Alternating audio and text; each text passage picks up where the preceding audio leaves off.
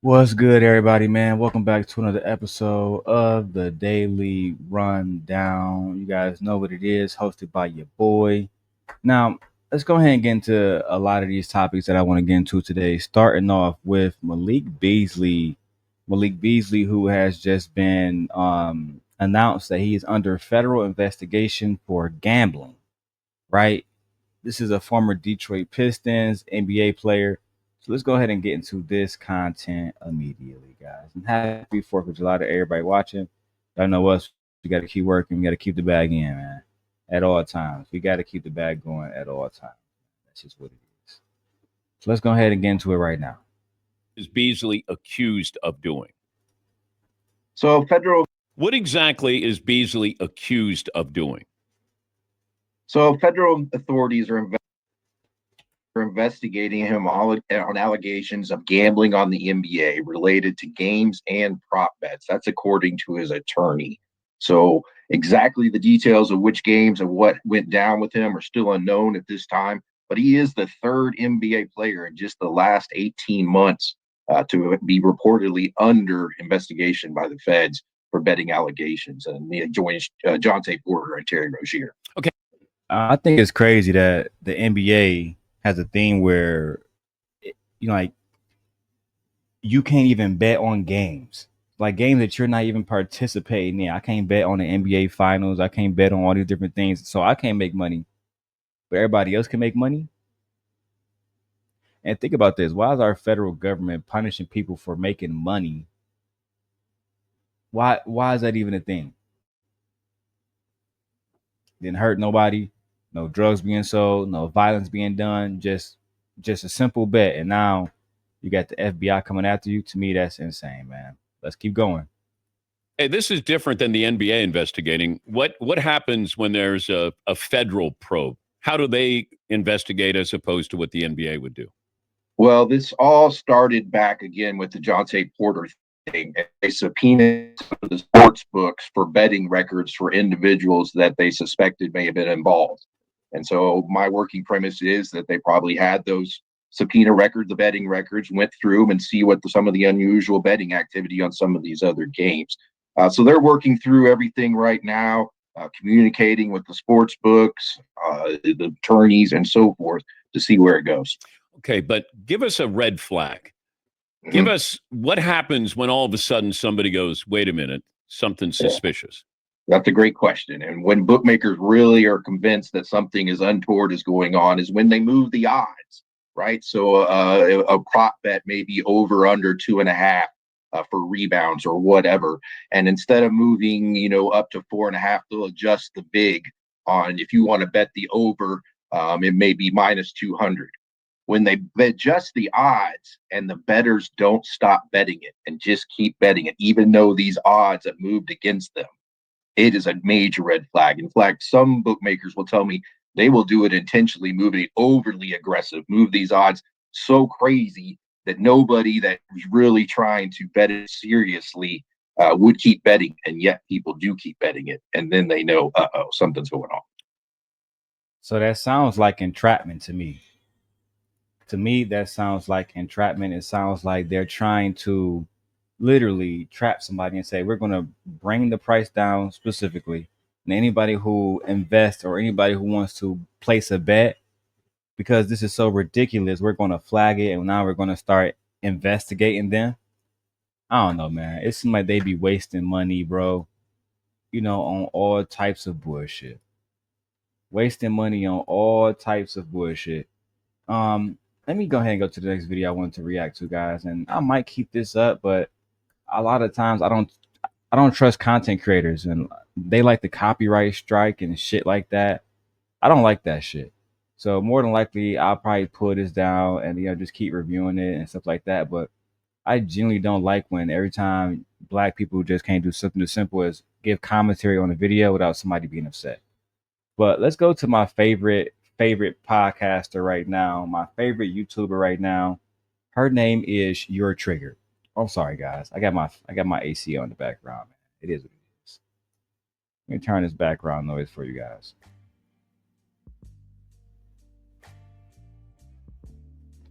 All right, so let's go ahead and get directly into the content, guys, because I want you guys to all see this and let me know what you guys think about this video of Paul Pierce saying that once a woman hits a certain age, she's for the streets. She's no longer eligible for marriage. I'm back with another triggering topic.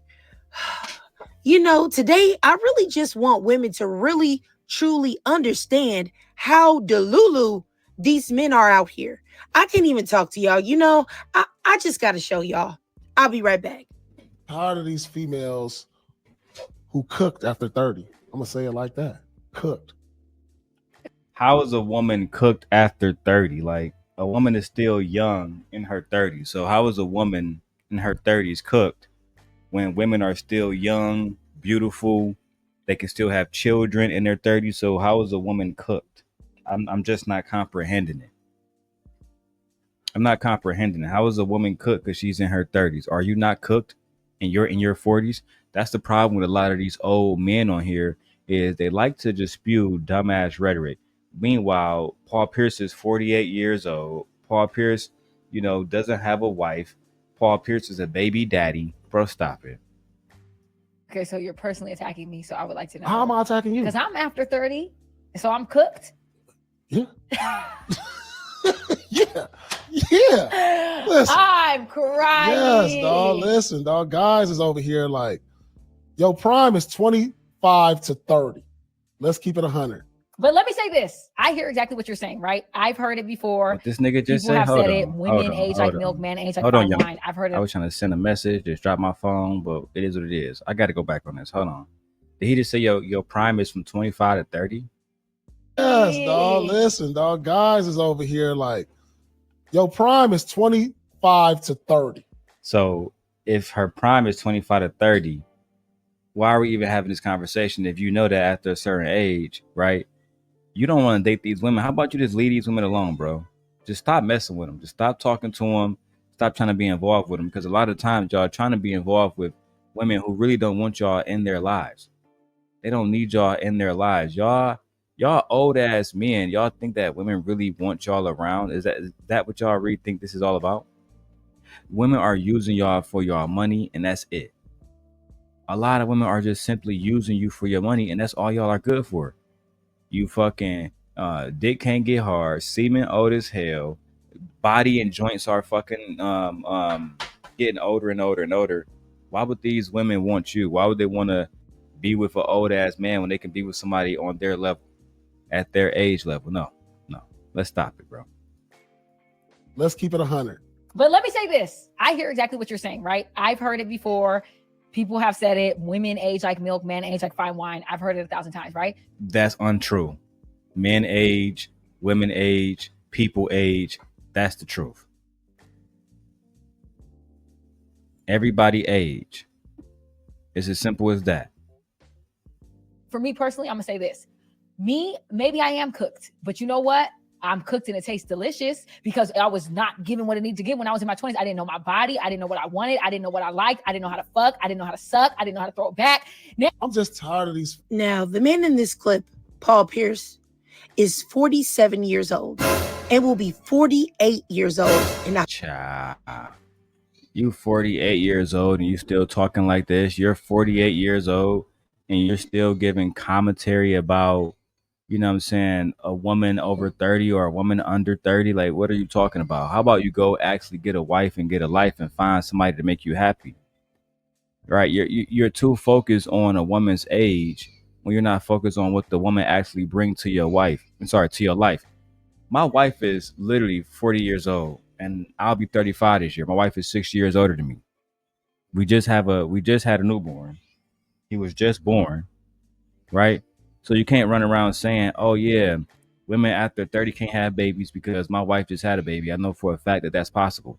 The problem is you older men don't want to have the responsibility of actually being a good man and a good husband. Y'all just want to have a young woman to just, I don't know, eat inside and use as a sex slave. I don't know what y'all want. But I know y'all don't want a good, wholesome relationship that's built on healthy communication. I know y'all don't want that. Child. Let's keep going, man. October. And it's insane to me how, number one, men act like aging is a sin, but it's a sin that can only be committed by women. Negro, please, do you not know that men age too? Are you not aware of biology? Child. And contrary to what that Delulu picked me that was sitting there with him, despite what she was saying, men don't age like fine wine. That's lies. Yeah, think about the men that we see on here, right? Think about how they look. They don't look like they're aging like fine wine. A lot of these men are on their last leg. A lot of these men are on their last leg. They're not aging like fine wine. But you know what? Let's keep going. Majority of men, especially black men, are in horrible shape. They have the lowest life expectancies and the poorest health outcomes, even below black women. So let's be clear here. Also, black women have pretty good life expectancies. And I also want to make another point. Stop acting like all the 40 and 50-year-old men that you see are abbed out, pecked out, looking so young and fresh. Be for real. Think about the men that you've seen in your area that are the same age as Mr. Paul Pierce. You tell me in the comments what they Most look of them like. look like this AI generated photo. Let's just be honest. This is what Anton looked like. A lot of the older gentlemen that's speaking about relationships in these spaces, this is what they look like. They don't look like somebody who, you know what I'm saying, who is in shape, who prioritizes health, who is dieting, who has a consistent workout schedule. No, they look like exactly what they look like. They look like older, fat ass men, right? Older, fat ass men who really just, in my opinion, they want a woman that's going to try to boost their ego up. They want a woman that's going to tell them, "Oh, baby, even though you're fat as hell, out of shape, you still deserve a woman that's going to work out every day and focus on her diet, and she's going to watch what she eat, despite you being a complete fucking pig." Right? But you know what? Let's keep going. And my thing is this, is to sit there in that chair, knowing that you look like this when you were young, which isn't that good if you ask me, but you look like this now. And you have the audacity to call women 30 and above cooked? You gots to be smoking that good. And honestly, this is what I'm saying. When I say that black women and women in general that like black men have got to stop doing this. We have got to stop allowing these men to live in delusion, pure and utter delusion. That's a fact. Like even my brother Lord ADS, when he be coming to the show talking about something, he need a young thing. Bro, you're literally old enough to be these women's like grandfather, bro. You're literally old enough to be these women's grandfather, and that don't mean nothing to you at all. You just want to just date women half your age because the women your age allegedly don't have nice bodies. So I'm trying to tell you, my wife is 40, and she and tell my wife all the time that she look like she in her 20s. All the time. I mean, literally every single day we go out, we hear this shit. Every single day. So at the end of the day, man, I think a lot of this stuff comes from predatory thinking. I think a lot of these guys are deep down inside, they want younger women because something is wrong with them. I mean, I can't reference anything else outside of something have to be wrong with you. It's like if I'm 50 years old and I'm only want to date women that's 25. Something has to be wrong with me. Period. Let's continue. So much so that they are truly not grounded in reality, and they are not aware of the type of men that they really are. Like, look at this. This ain't cooked to you? Oh, somebody! He needs some milk. Is this not cooked to you? Bruh. Is this a man in his prime? Is this something that you would just be like, oh wow, Damn. instantly keys to the draws? Is this what you would like? Or you let me know. And this is really, in my opinion, giving that you should never open your mouth to speak on anyone's appearance, let alone women's. And this idea that women are only valuable for the external or are only valuable for 5 years of their life is really disgusting, honestly. It All is. of the things It is. It's a very disgusting way to think about women, right? It's like, so basically what these men are saying, that women are only good for them, right? Good for dating, et cetera, for the first 7 years after high school, 7 to 8 years after high school. And after that, they have no use at all for men at all. That in itself is extremely predatory thinking. Extremely predatory thinking, man. But hey, let's keep going, man. This is crazy. That's why I want to show you guys this content. things that women do, the fact that nobody could be alive right now without a woman,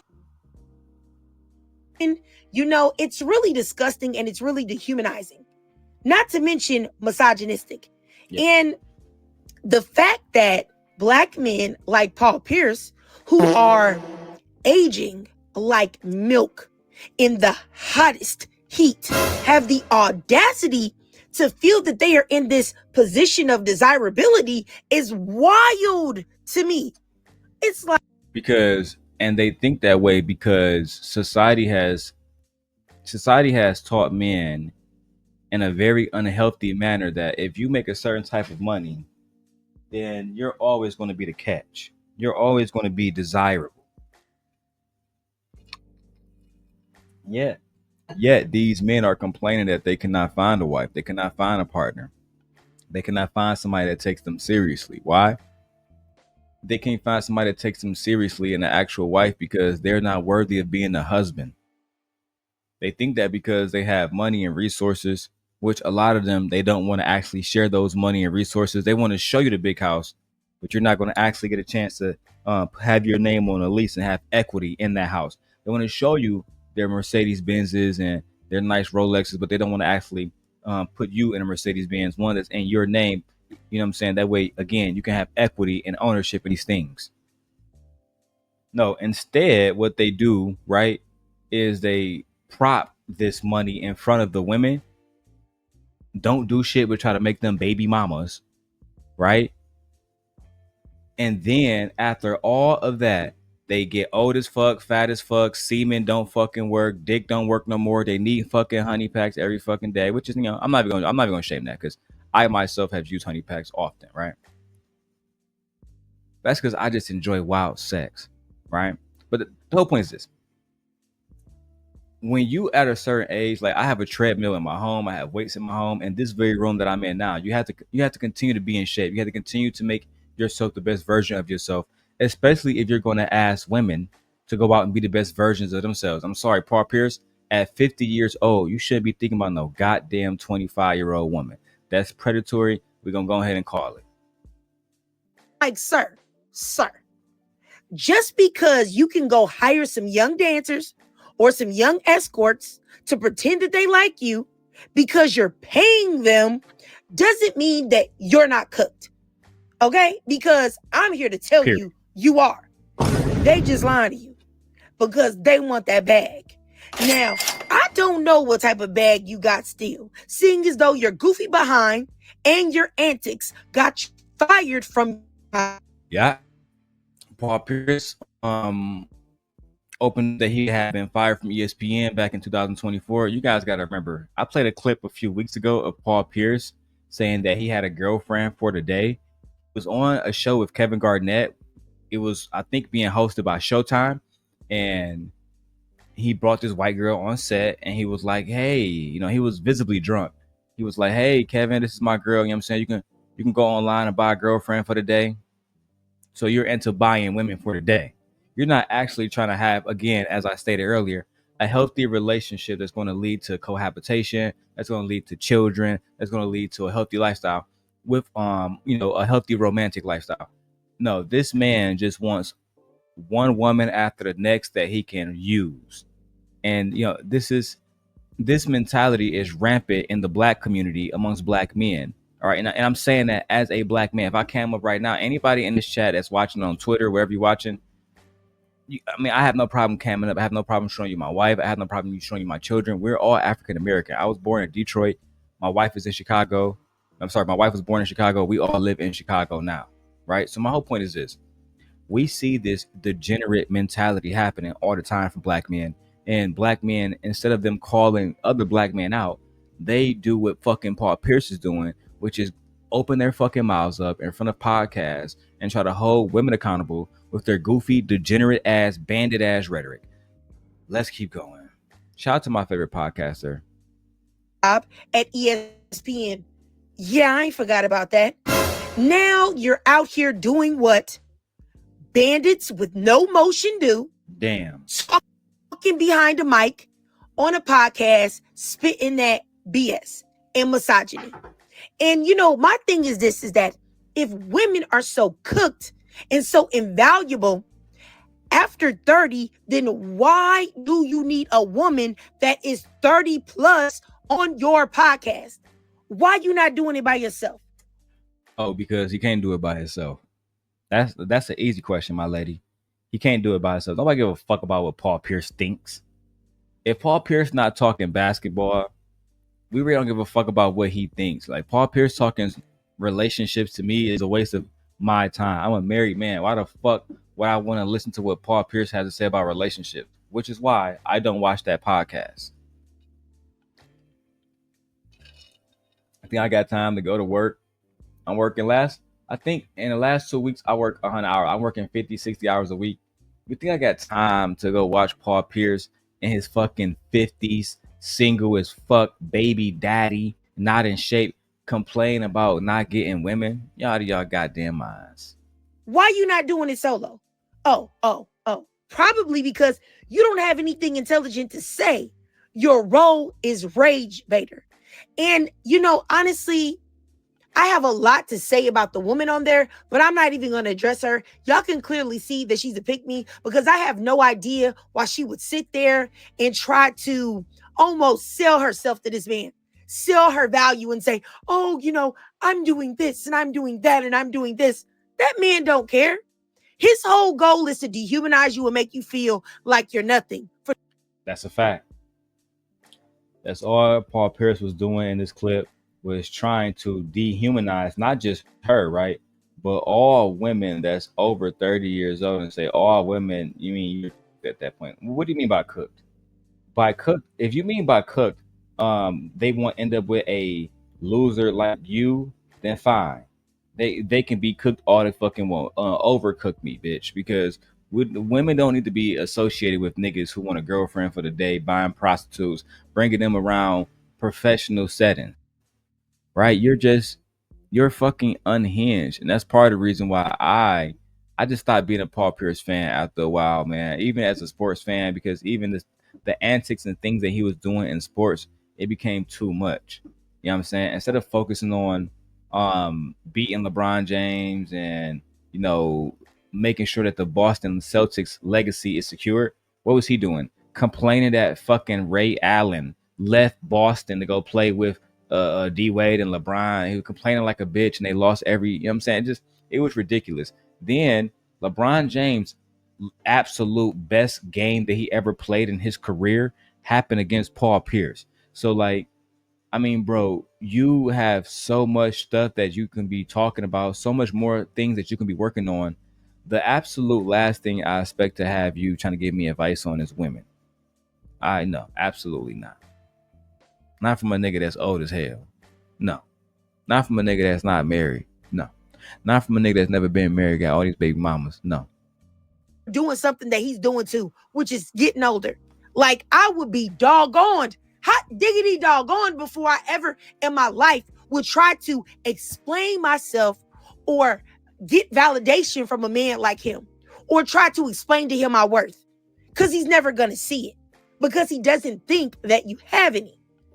You know, and it's really crazy to me because we've got to know at this point that the community of men are cooked, because these are the unks.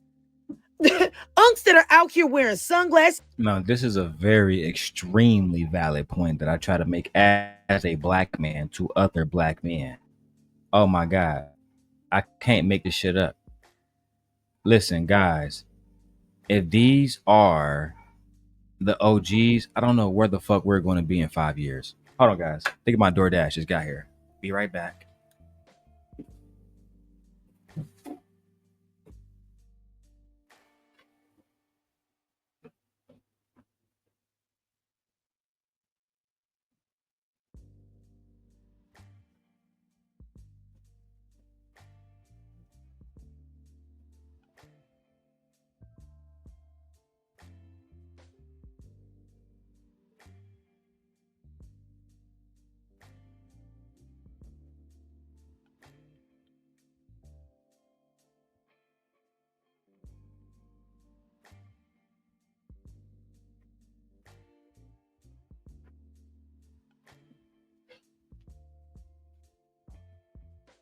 Hey, dinner.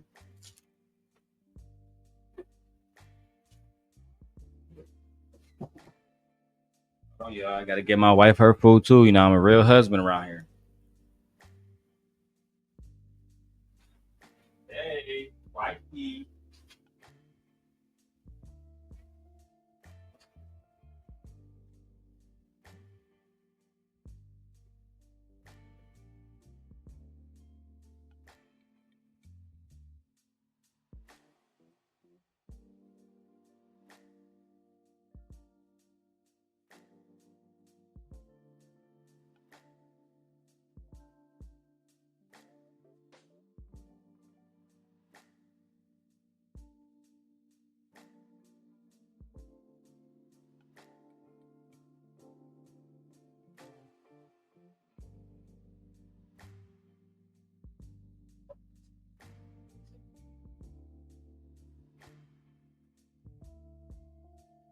All right.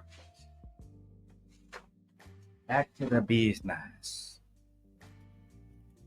As I was saying, the point that she makes is extremely important because when these are the OGs, quote unquote, of the community, this becomes a problem because they're going to teach young men what what are these type of men with these type of mentalities going to teach young men? They're going to teach those young men to shame women. They're going to teach young men to humiliate women, right? To think that they're superior to women. And this is the problem. Instead of them trying to create a utopia where all people can benefit from, they want to create a patriarch that black women never have benefited from and black men never have benefited from. And let me tell you why. Slavery, niggas.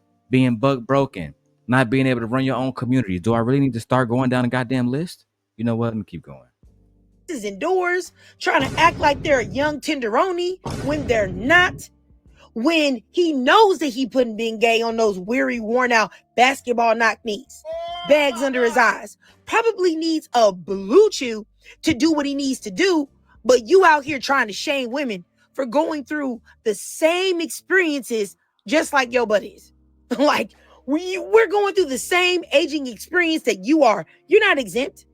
And you know, when you actually think about that, that's really wild because the only way that you stop aging is if you pass away.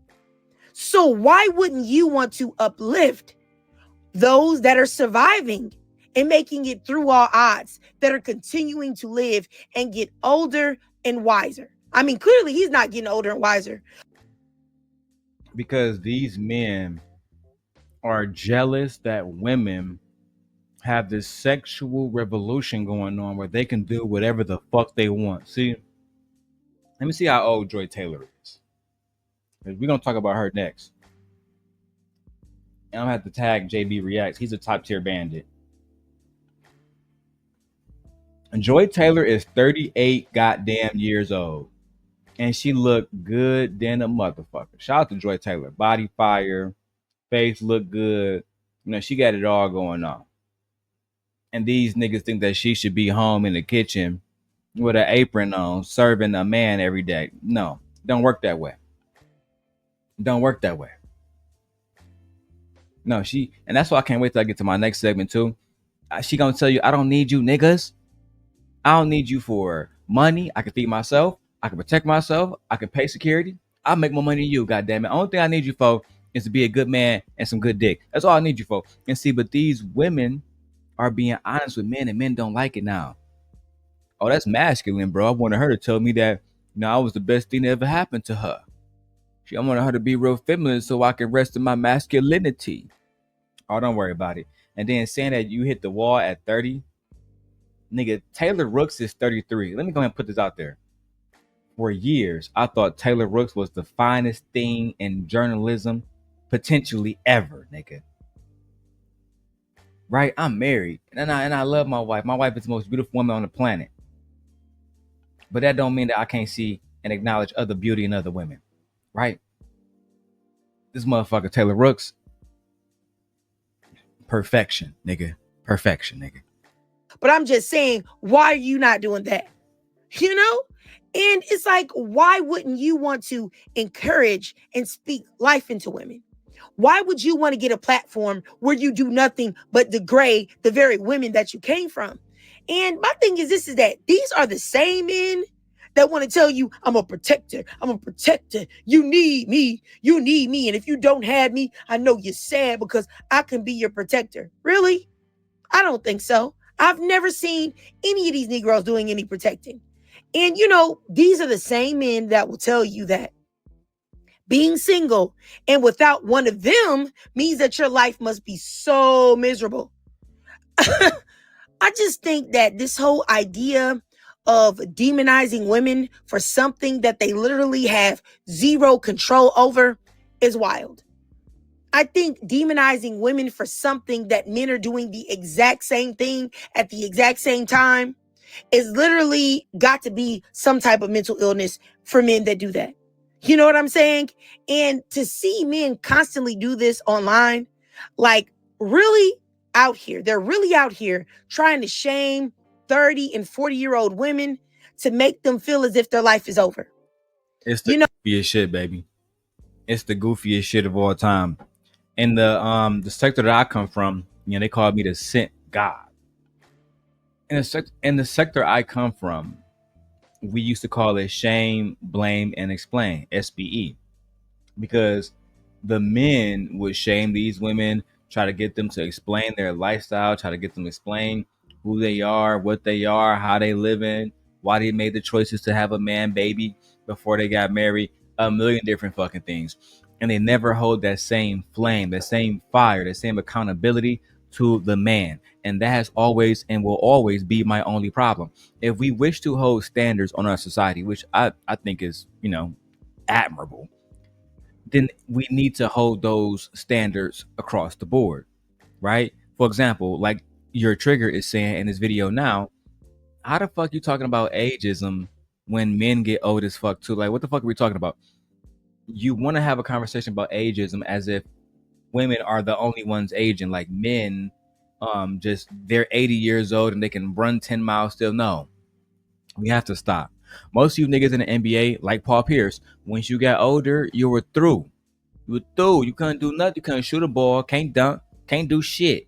That's why he retired. Otherwise, you'll be still playing today if age was not a factor into how you live your life, how you look, how your bones feel, etc., etc. Come on now. Paul Pierce, I'm the last person that you want to have this conversation with because I am a NBA fan. I know all about what you was doing in Boston, which is losing. You were losing in Boston. You know what, but I'm not going to talk about basketball. Let's stay focused. Oh, it's also crazy that a dilapidated douchebag like Paul Pierce is sitting there calling them cooked, and he's actually thinking that it's supposed to be the end of the world, his opinion. Like, who gives a crap what Paul Pierce got to say? Like, truthfully. And honestly, you know what this really is as well? It is manipulation and triangulation. A way to pit younger women against older women, to make them feel like they are enemies and they have to compete with each other.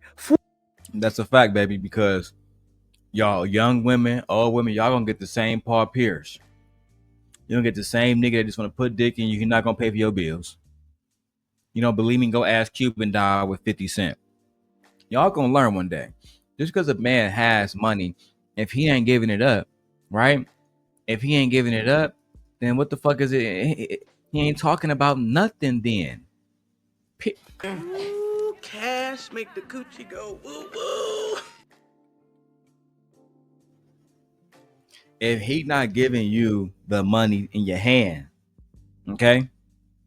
If he not giving you cash apps and Zelles, et cetera, and PayPal, then you're wasting your time.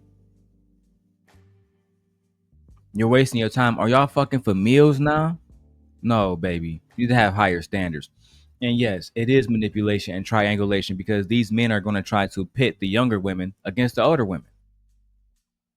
And some of these younger heifers, they will fall for it. That's a fact. They will believe that because they have youth on their side that a man like Paul Pierce is going to marry them and treat them right. Right? Until they realize that that's not the case. And that they just like this, you're going to get the same black man. The same black man. Child, let's keep going. For these dusty, lame men. And I want y'all to know something. Please don't do that. Because the real op are these toxic men. And, you know, that's another thing. A man like Paul Pierce, like, what benefit does him not thinking that you're not cooked? What does that get you? So if you're in the golden sweet spot of age, which he said was 25 to 30, what exactly does that get you? His attention? The attention of men like him? And if so, what exactly is that worth? Because this man said publicly that he doesn't believe in marriage. He doesn't believe in relationships. So you know he's about to play in your face. So Exactly. He's for sure about to play in your face. You don't believe in relationships. You don't believe in marriage. That means, so what am I doing here then? If you're not here for a relationship, you're not here for marriage, then what the hell am I doing here? Child. Please tell me, what do you get? The gaze of a man that you should run across the street to ignore? Make it make sense. And once again, you mean to tell me that we are supposed to feel a way about a man who looks like the old dude at the club with his old over-the-hill barnyard buddies? We're supposed Sam Cassell, one of the ugliest niggas to ever live. And Paul Pierce, yeah. This is a 48-year-old man hanging out at the club, thinking he looked like a young nigga, but he looked like an old grandfather in that bitch. Like Sharon is a grandfather. So when I met him in New York, when we all hung out, us YouTubers, I'm at a cigar bar.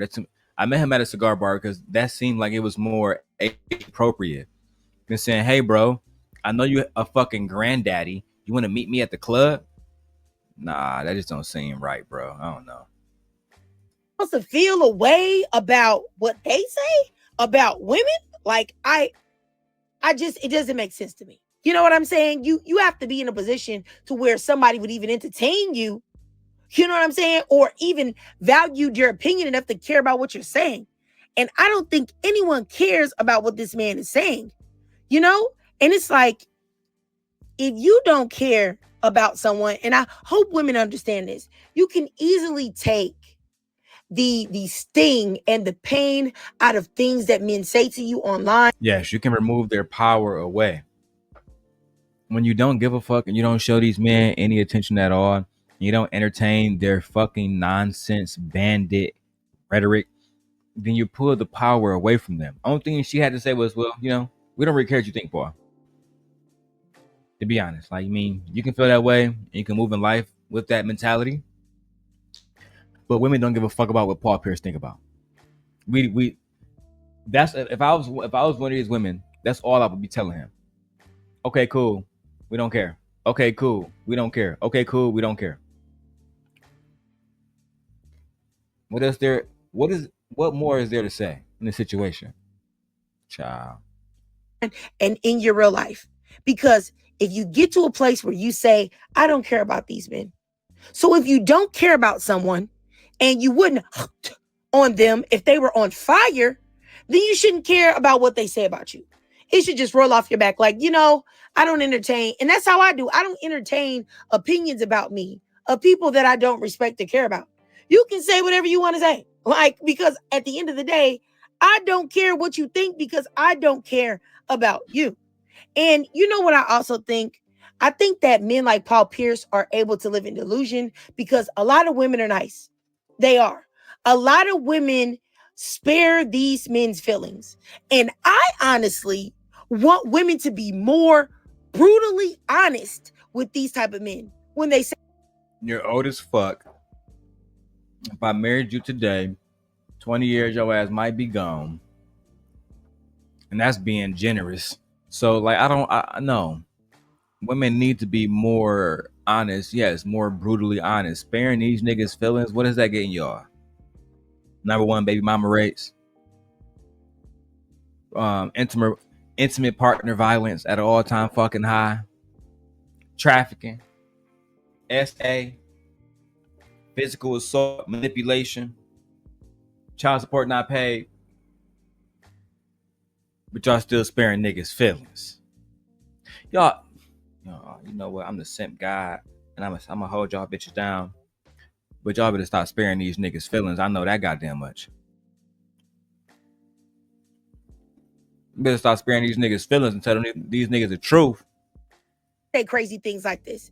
Because that's the only reason why Paul Pierce could say this foolishness with his chest. Because the podcast girl that was with him, she didn't check him. And more than likely, women that he meets, they never check him either. Because I feel like this, the podcast lady, she should have told him, like, what do you think that you are? Like, what do you think that you are? Do you think you're not cooked? What type of man, what do you think that you look like? Honestly, And my thing is that, once again, like I said earlier, niggas like Paul Pierce in their 40s think that they look like fucking Michael B. Jordan in Black Panther. Nigga think like Killmonger. Nigga think that he looked like fucking Adonis Creed. No. You're old. And some of y'all have to literally accept that. This is why finding somebody who's going to genuinely like want to live this life with you and marrying that person and being committed is extremely important. Remaining true to your vows, right? Oh my God. It's almost like y'all was raised by fucking bandit ass fathers who didn't teach y'all the importance of building a family and how to do that. You know what? We want women to be committed when they're in their 20s in their prime, but you niggas in your 50s like Paul Pierce not committed. Oh, got it. Just because you wave money at young women and they entertain you, it doesn't mean that you're valuable. All it means is that you are a loser, and just as cooked as what you are projecting onto women. But, you're willing to pay for time and attention. And to me, honestly, that's also pathetic. That you're willing to pay women to tolerate you. And you know doggone well that these women wouldn't tolerate you if you weren't providing them with some finances.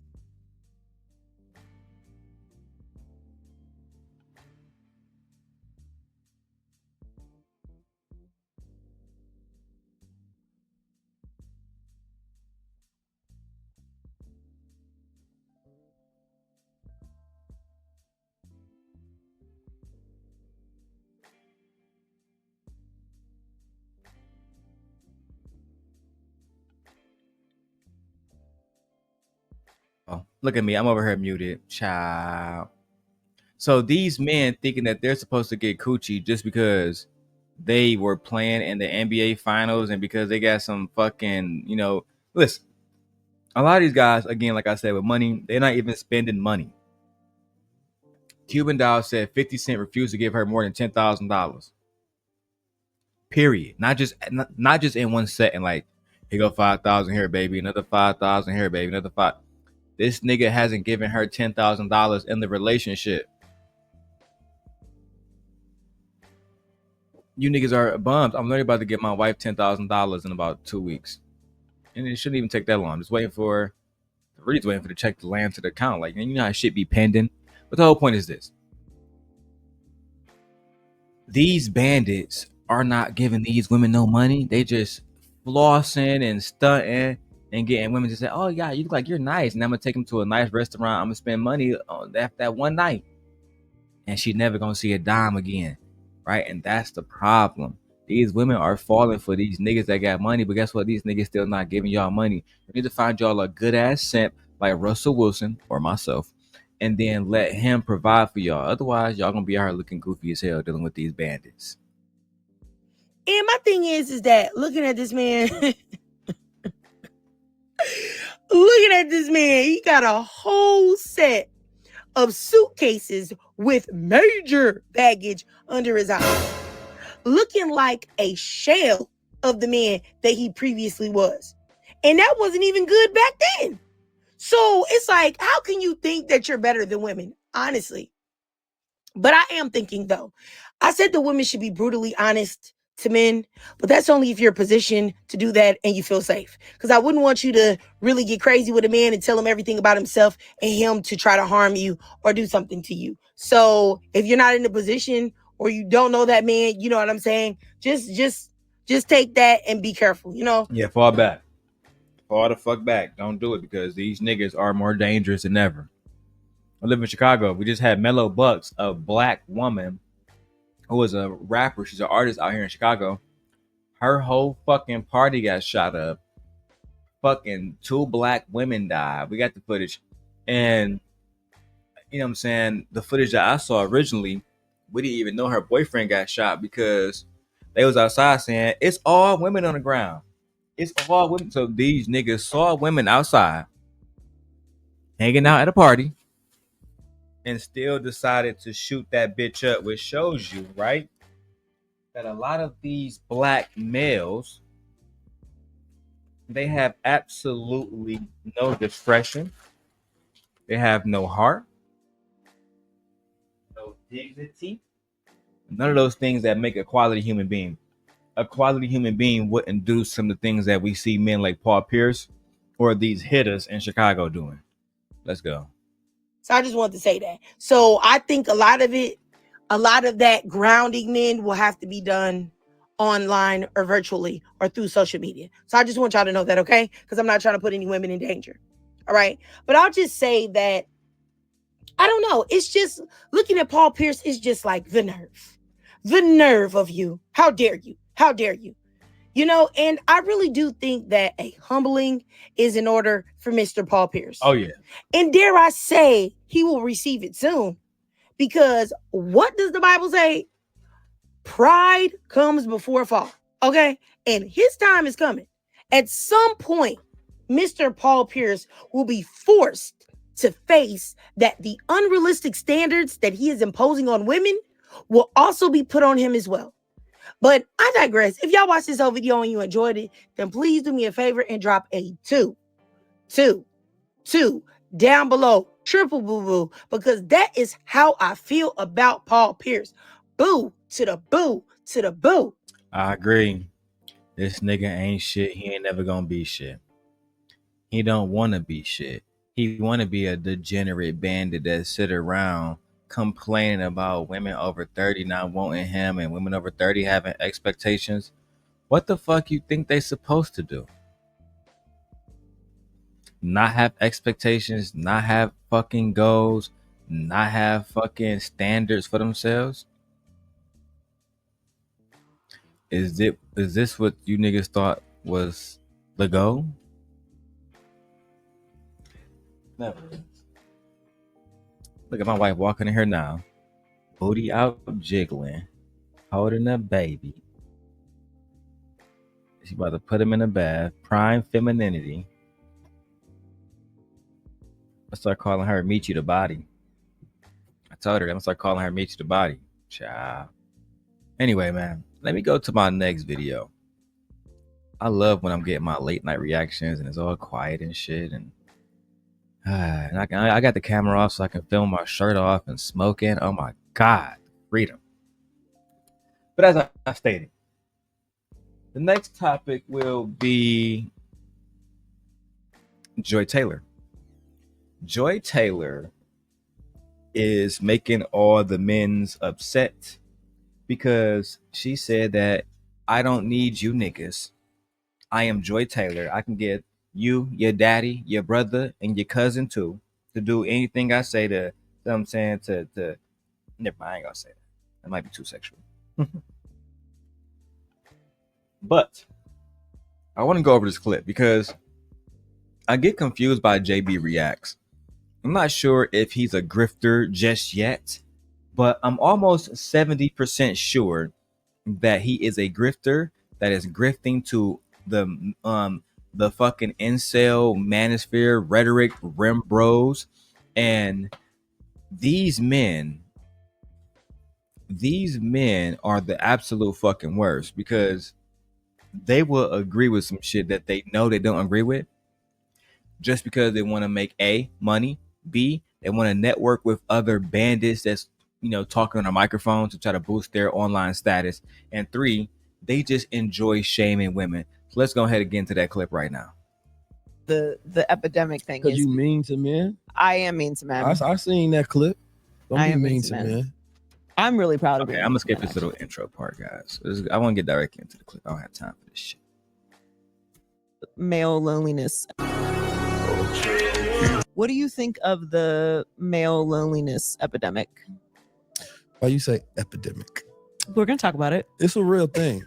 I got 6 brothers. You understand me? So Okay, so she was talking in this conversation to 19 Keys, who is an online investor. I'm not sure about his religion. I just know he's like one of those pro-black guys. People love him. People respect him. So that's cool, right? Now, she, and Joy Taylor asked him about the male loneliness epidemic, which is a real thing. And I'm actually have another video that's talking about this from Abba and Preach I'm going to play next, because Abba and Preach suggests that men are not focused on having healthy relationships at all. Not with women, not with men, not with their fucking cousins. You know what I'm saying? When I say with men, I mean you should have male friends. Did you niggas not have any male friends growing up? Did you not have any contemporaries growing up? Any peers growing up?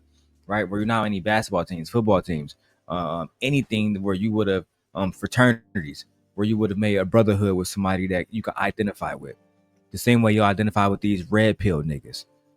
Listen,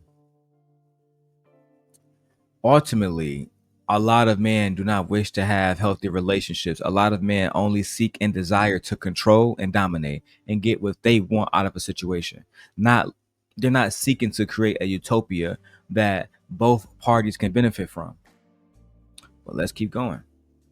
I can see how, and they all of different ages. So I can see how, right, this new technological cultural age that we're going through has affected them. I can look at my friend groups, I can look at peers, and then I travel around the world speaking to men, and they confide in me of what's going on.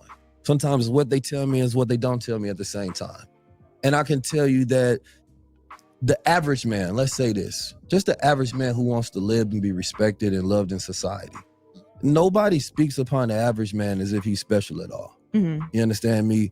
He has to have all of these accreditations, right? He has to make all this money. Shut up. Because you're making money. You're making millions of dollars. I hate rich ass niggas that get online and say, oh, nobody's trying to speak for the average man.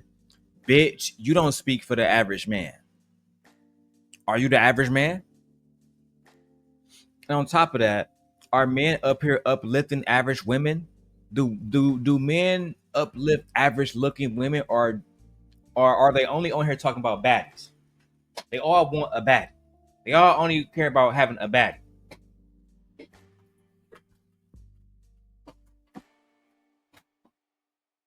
That's all they care about. They don't care about having a healthy relationship. They don't care about having a loving relationship. Especially from a woman that they deem to have average looks, or their new favorite thing is if she's 30, she automatically hit the fucking wall. So Paul Pierce wouldn't date Sanaa Lathan right now, right? Okay. Fuck. He has to be a certain height. He has to be a certain type. He has to have all of these things just to be considered in conversation, right? A woman has to have a certain body shape. She has to be a certain age. She has to have a certain body count, right? Preferably, if some of you niggas want virgins, allegedly. So what the fuck is the problem? You niggas have standards. They have standards. What's the problem? What's the problem? I don't see the problem. If they want somebody tall, okay, that's cool. You want somebody that's not fat as fuck, right? That's your thing, right? You want somebody that got a fat ass and they got a slim waist, right? Okay, then.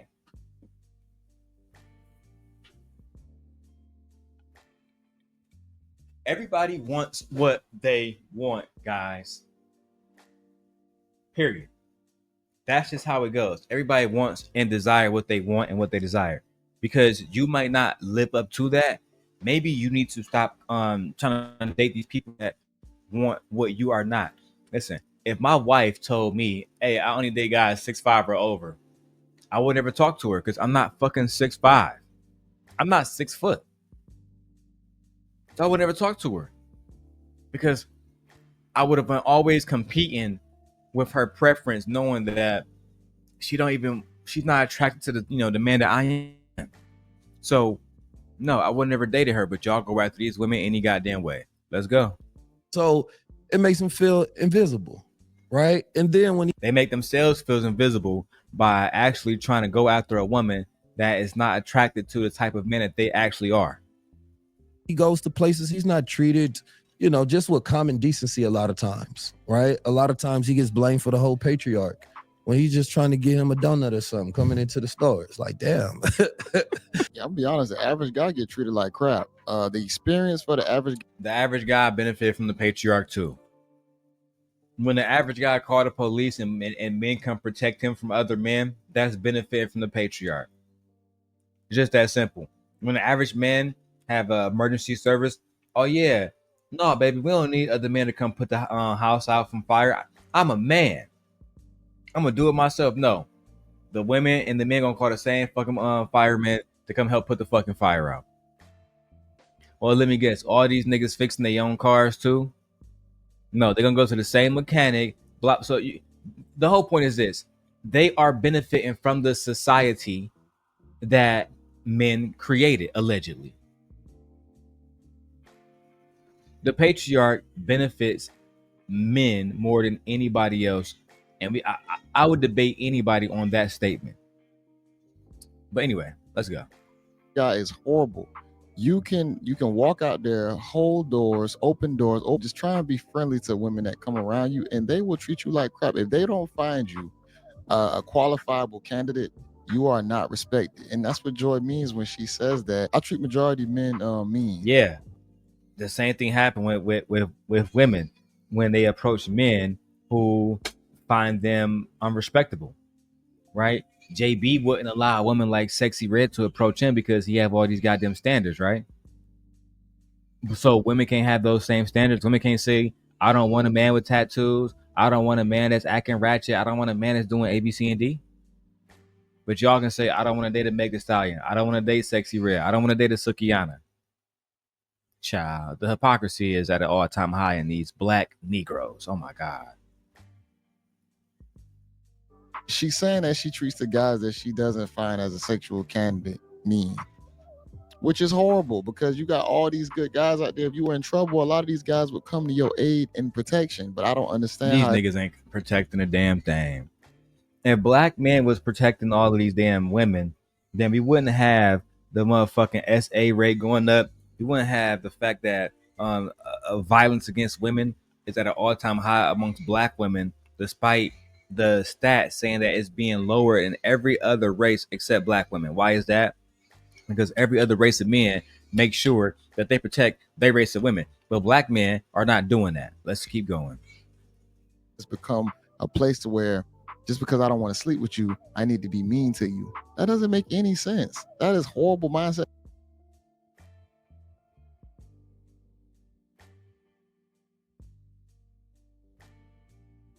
I muted myself up, y'all. JB, shut your bitch ass up.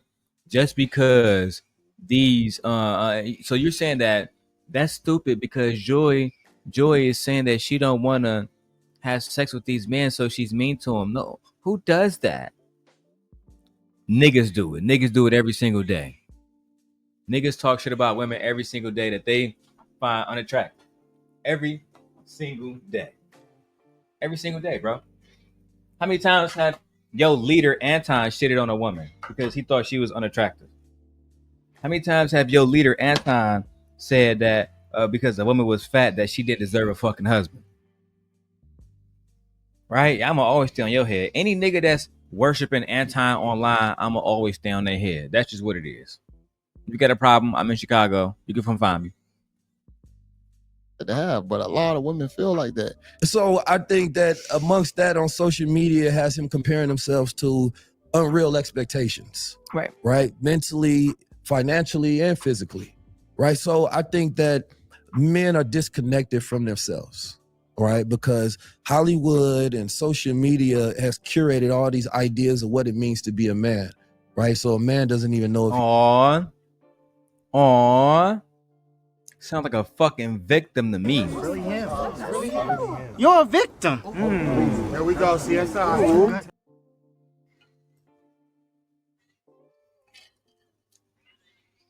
You're not a fucking victim at all.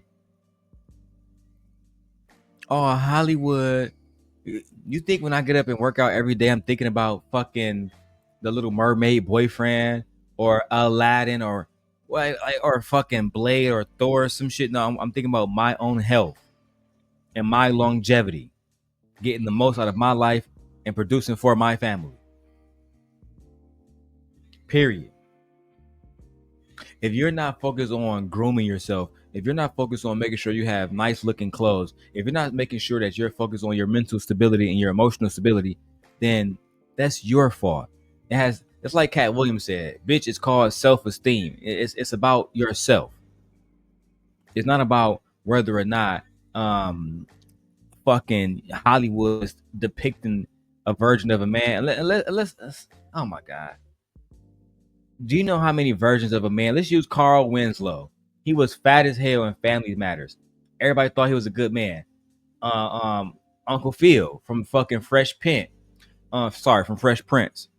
Uncle Phil was fat as hell. He was not shaped like fucking Thor Odinson. He didn't have abs like fucking Michael B. Jordan. But Uncle Phil is undoubtedly recognized and acknowledged as our motherfucking uncle from the 90s that was gonna do the right goddamn thing by us, who raised his motherfucking nephew, a young Will Smith, after, right, his daddy didn't want to be his motherfucking daddy. Let's tell the truth about stuff, bro. So Hollywood have great depictions of great men who don't look like they have abs and fucking all the rest of this shit, right?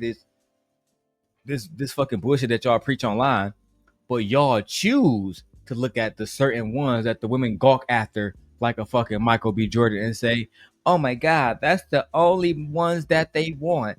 The only fucking men that these women want is a nigga that look like Michael B. Jordan or Channing Tatum or some shit. Meanwhile, we literally grew up seeing Carl Winslow and fucking Uncle Phil both in married relationships when they were both out of shape. Both of their wives were smaller than them. You know what? Let me keep going. Cause now we blaming Hollywood for how you niggas are degenerates. He is anymore. Because was it being a man when Hollywood gave me a version of the gangster or the pimp, right?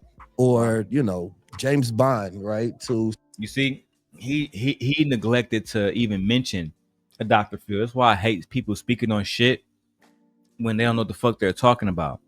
For those who don't really know me, I went to an art school in Michigan, and I'm extremely into film. Film is not, it's not that I consider film an art form. Film is an art form. So another example, again, Uncle Phil from Fresh Prince, Carl Winslow. You had so many different TV fathers. And these guys were just not in shape. These guys were average guys. You had so many different versions of black men being represented as good men. Don't mean that they're, the most desired motherfucker on the block. It just don't work that way. Even if you wanted to, it just don't work that way.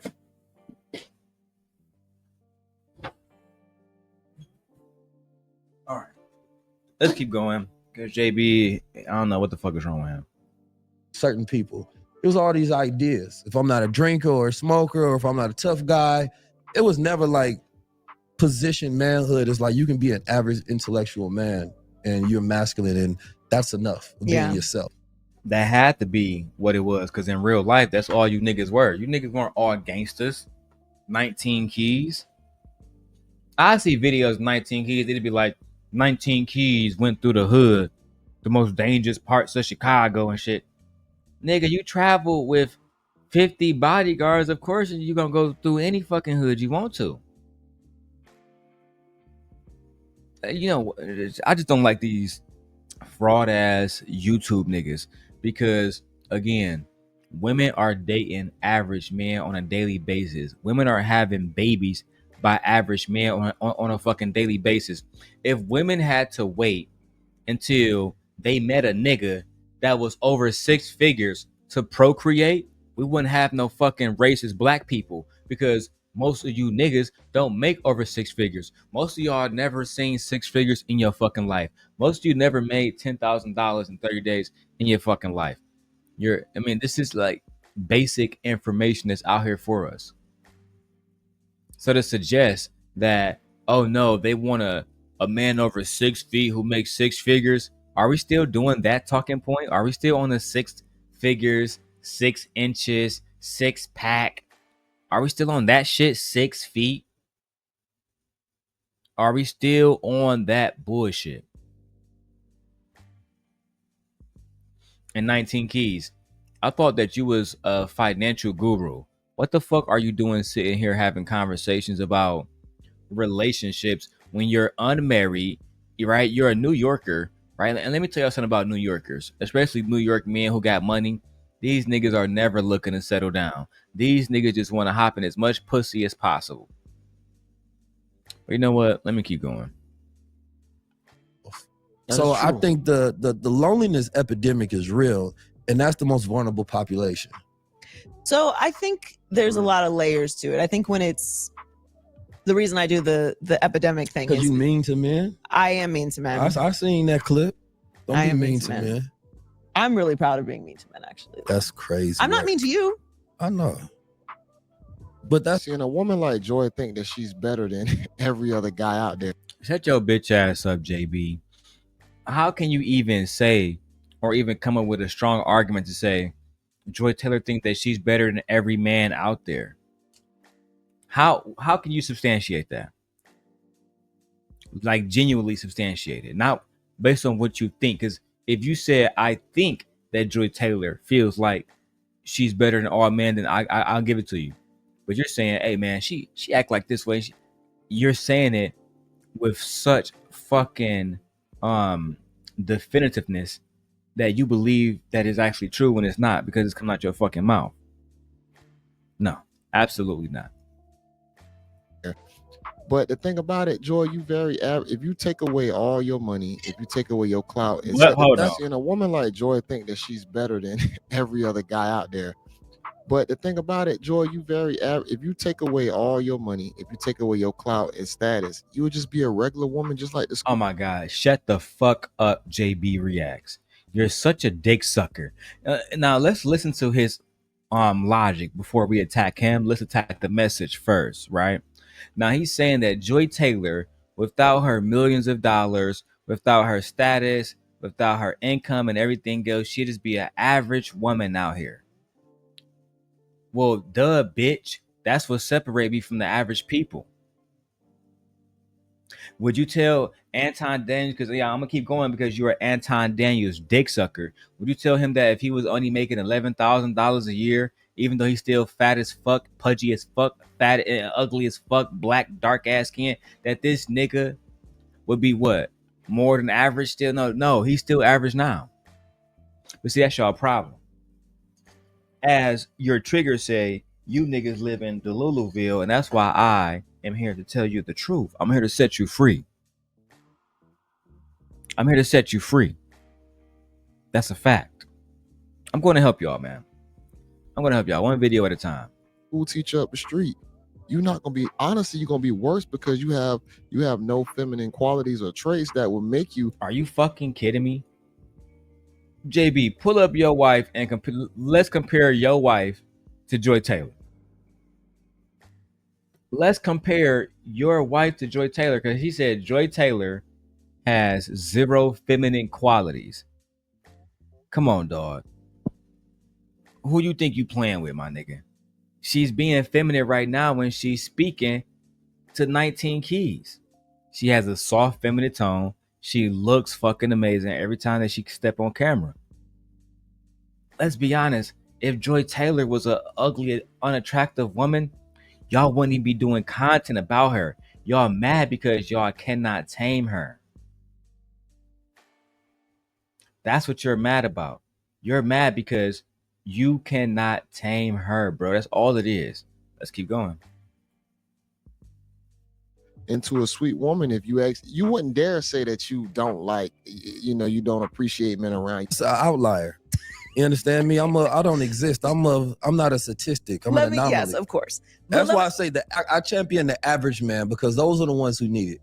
You feel me? I've always had certain privileges in life, right? Just because of the way that I see myself, the way that I think, my ability to communicate. Oh, it's almost like if you change your mentality, right? Because you're acting like this is something that only he has the ability to do. It's almost like if you change your mentality, right?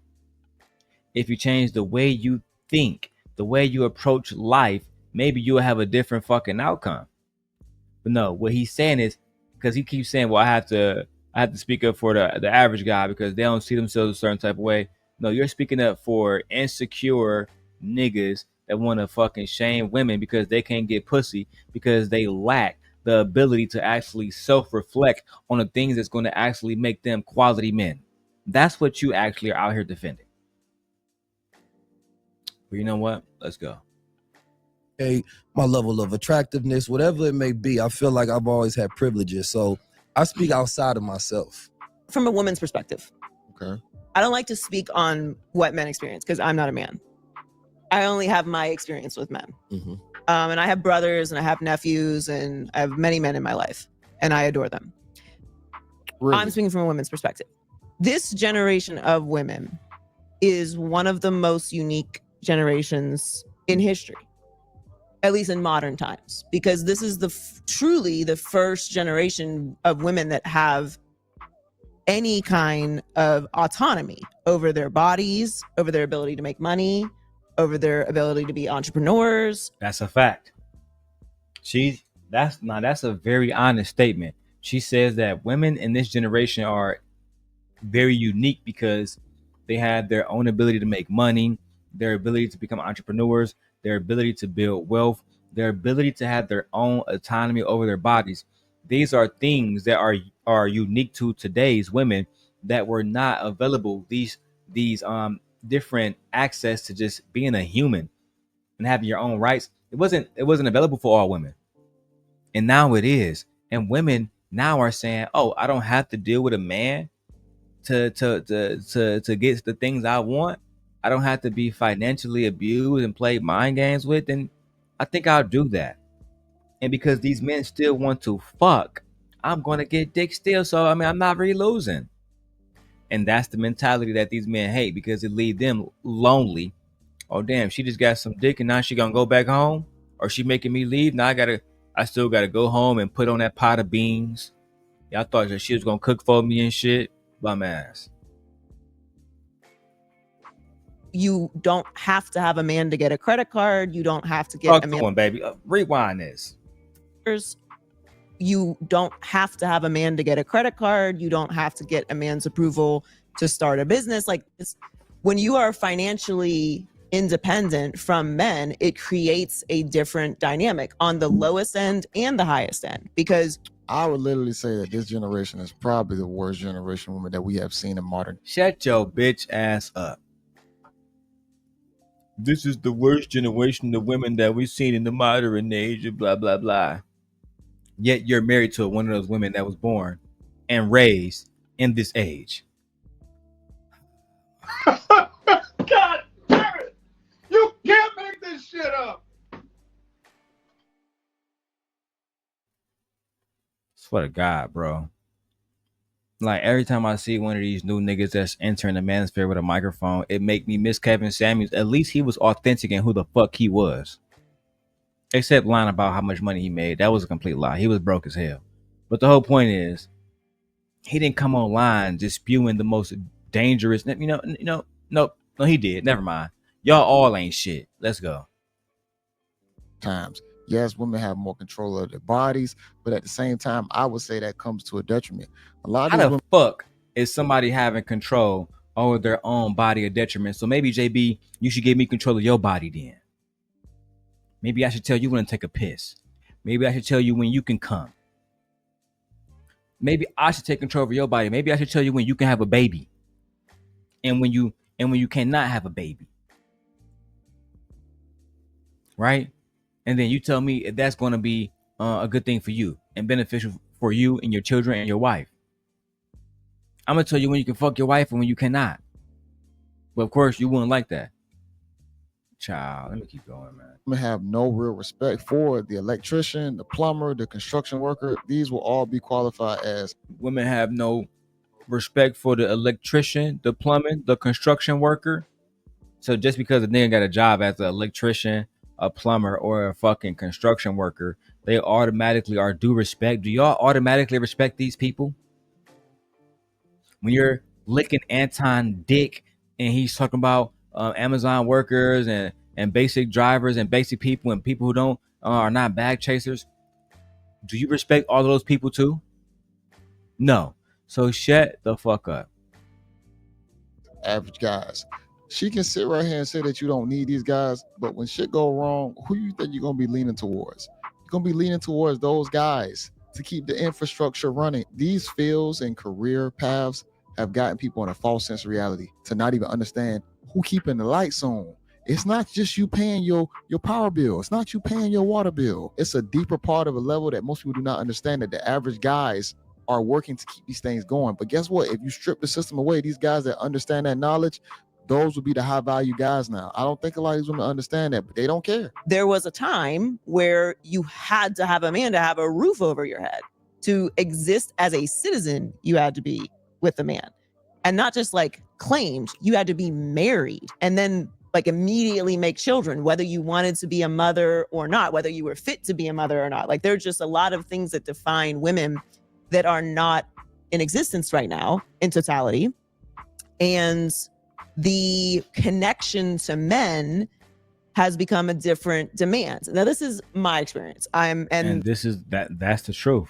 Women are no longer needing to be directly hitched up and shackled up with a man in order to survive. And because of that, men are saying it's a detriment.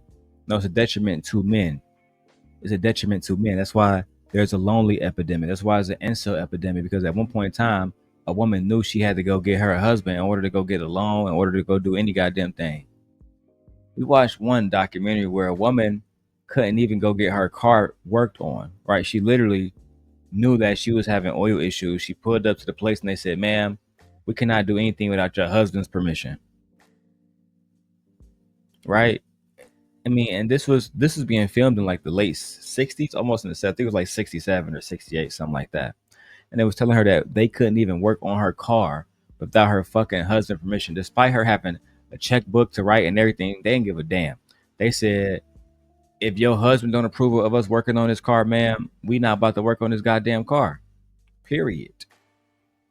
And that's the way that men thought. And that kind of entrapment, that kind of treatment to women of all races is the reason why feminism began to thrive and women of all races began to do what they wanted to do and live their lives.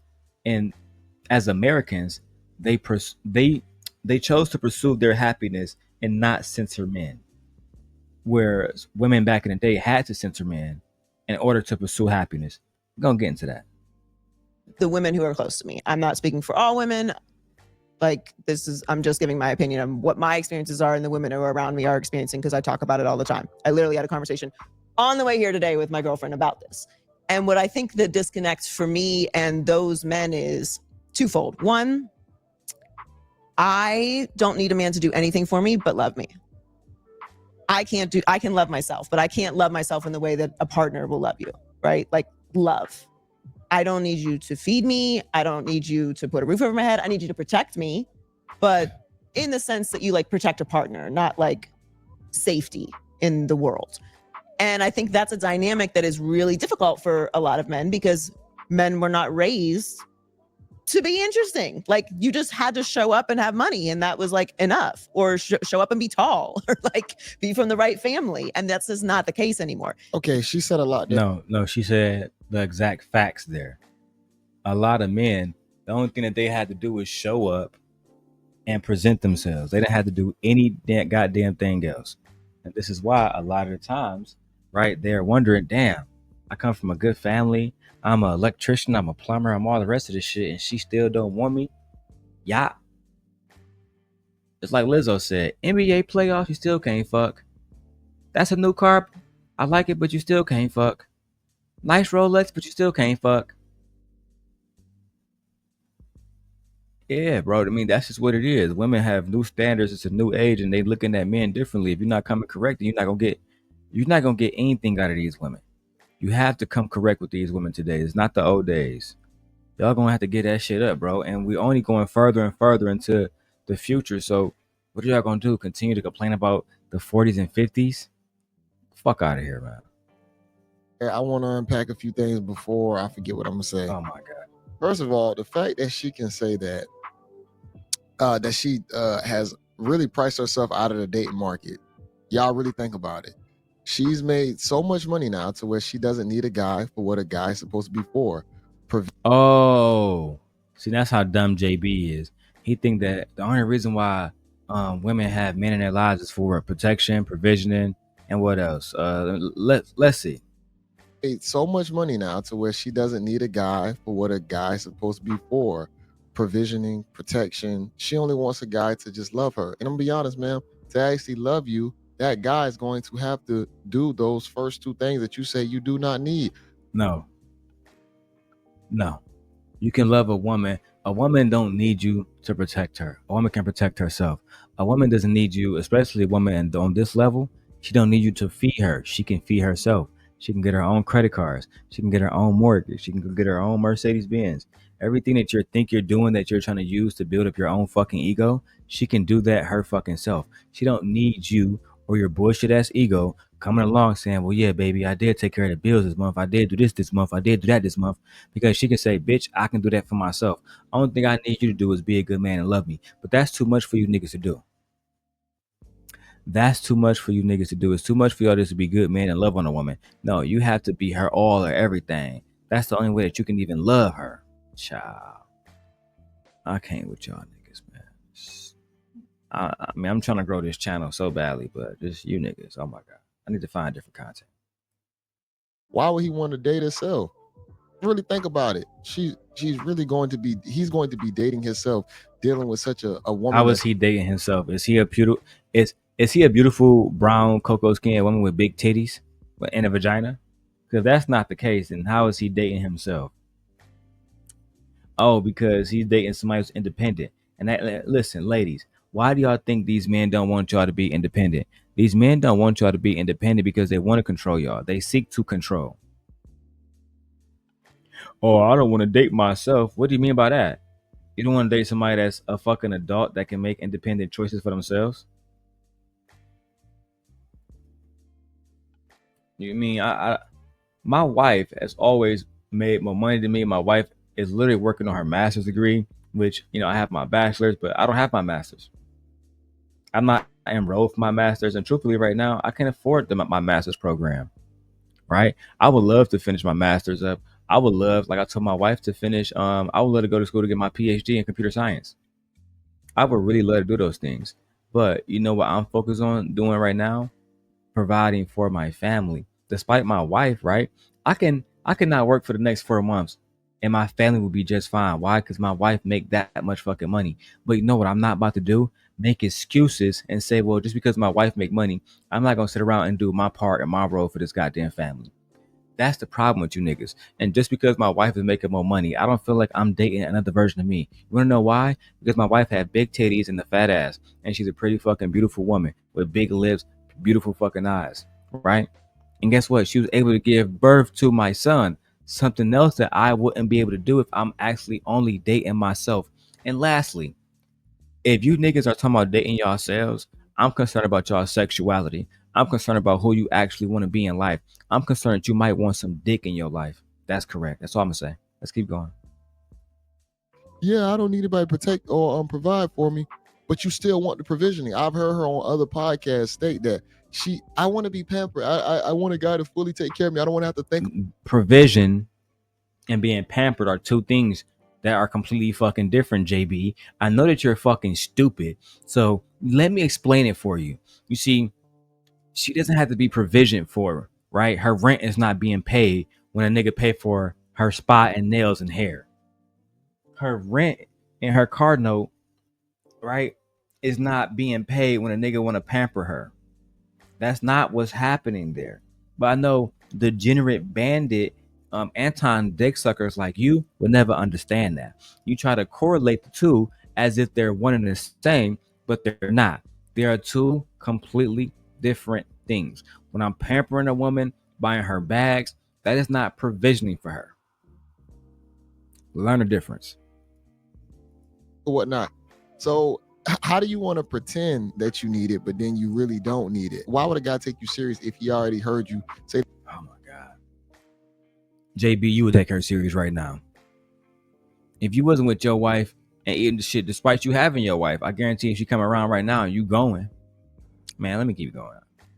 That you don't need it, but then you want it. Now you just putting on the act.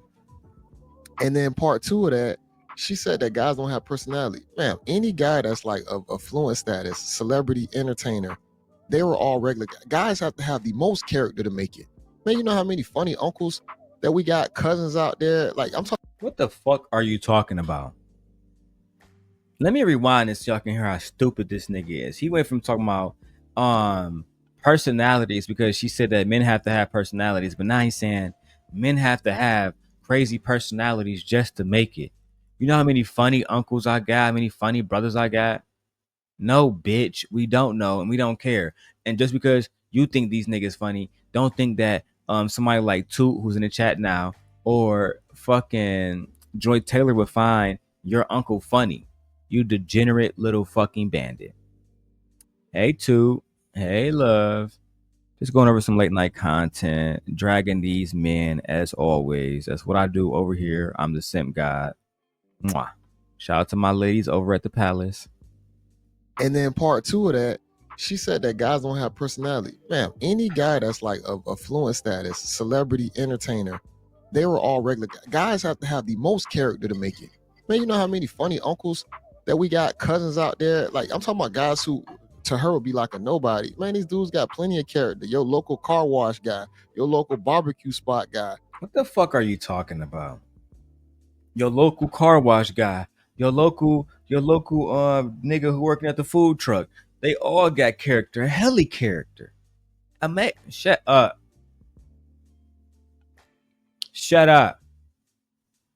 No, they don't. They don't all have amazing character. A lot of them are old, degenerate, decrepit bandits who wish to control women, manipulate women, and literally use them as nut rags with little to zero commitment. And most of these niggas, whether they have money or not, they're not going to be actually spending money. They're going to be abusing women. Look at Diddy. Look at all the shit Diddy put those girls through. Now he just beat the goddamn case, about to walk out and do some of the same old shit. You know what, man? Let me keep going because we got a long way. This video long as hell. You see how she has a real disdain for men to say that men aren't supposed to have personality. Women don't have personality. The only thing she can talk about is her experiences and the things that she has acquired. Sir, you're literally married.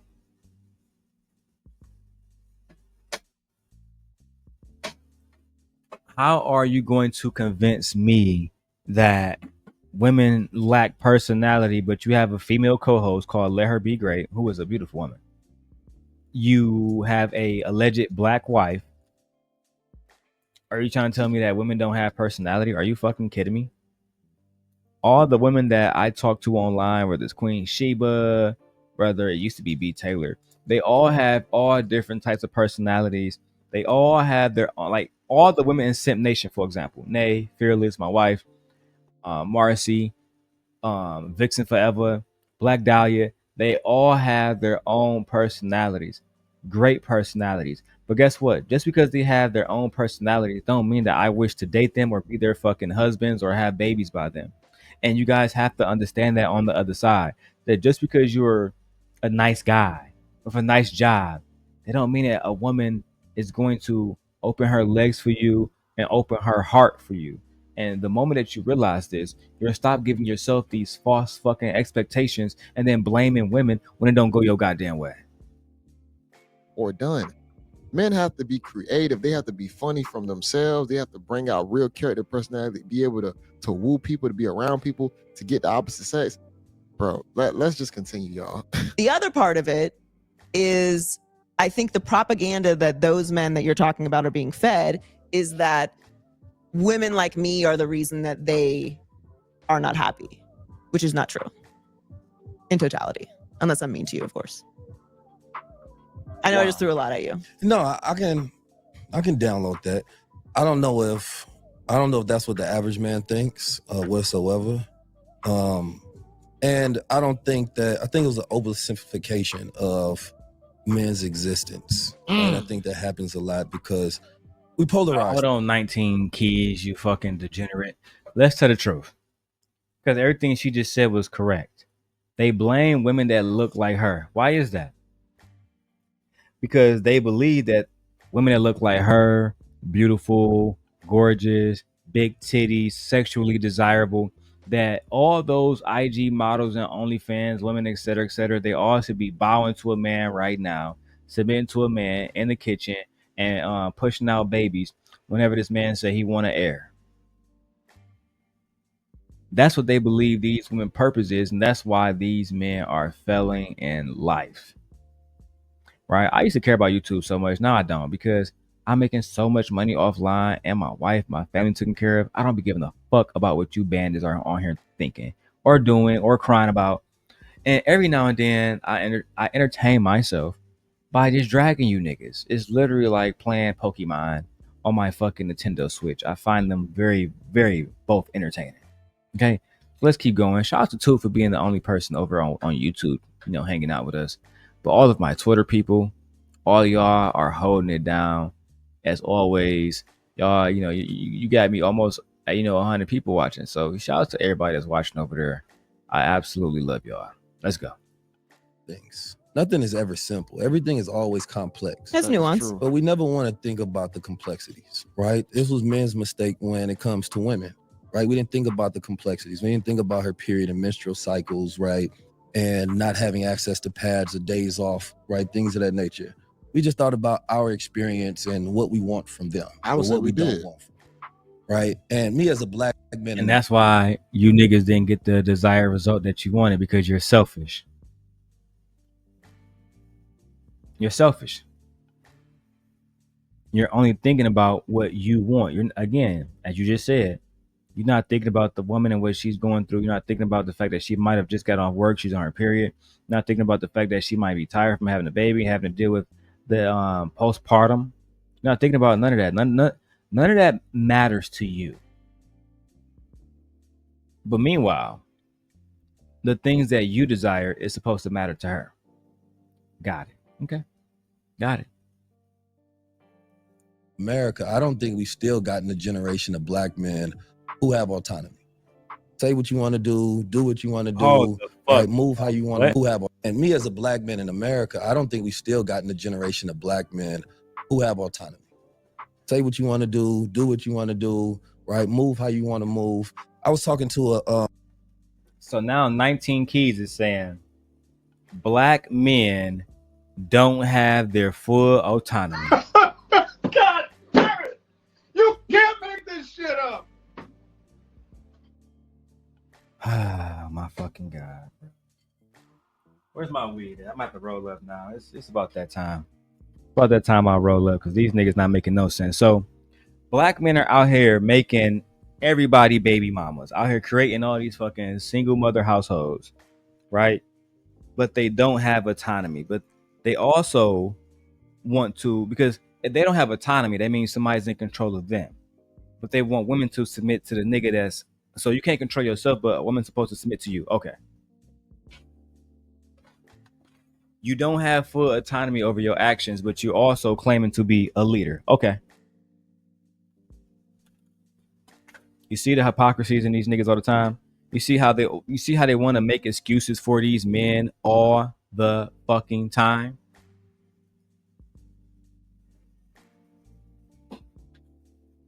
What's up, Nay? Nay, he said that men don't have autonomy over themselves today. Let's go ahead and watch it. I'm gonna go back so you can see it. We want from them. I would say we don't did. want from them, right? And me as a black man in America, I don't think we still gotten the generation of black men who have autonomy.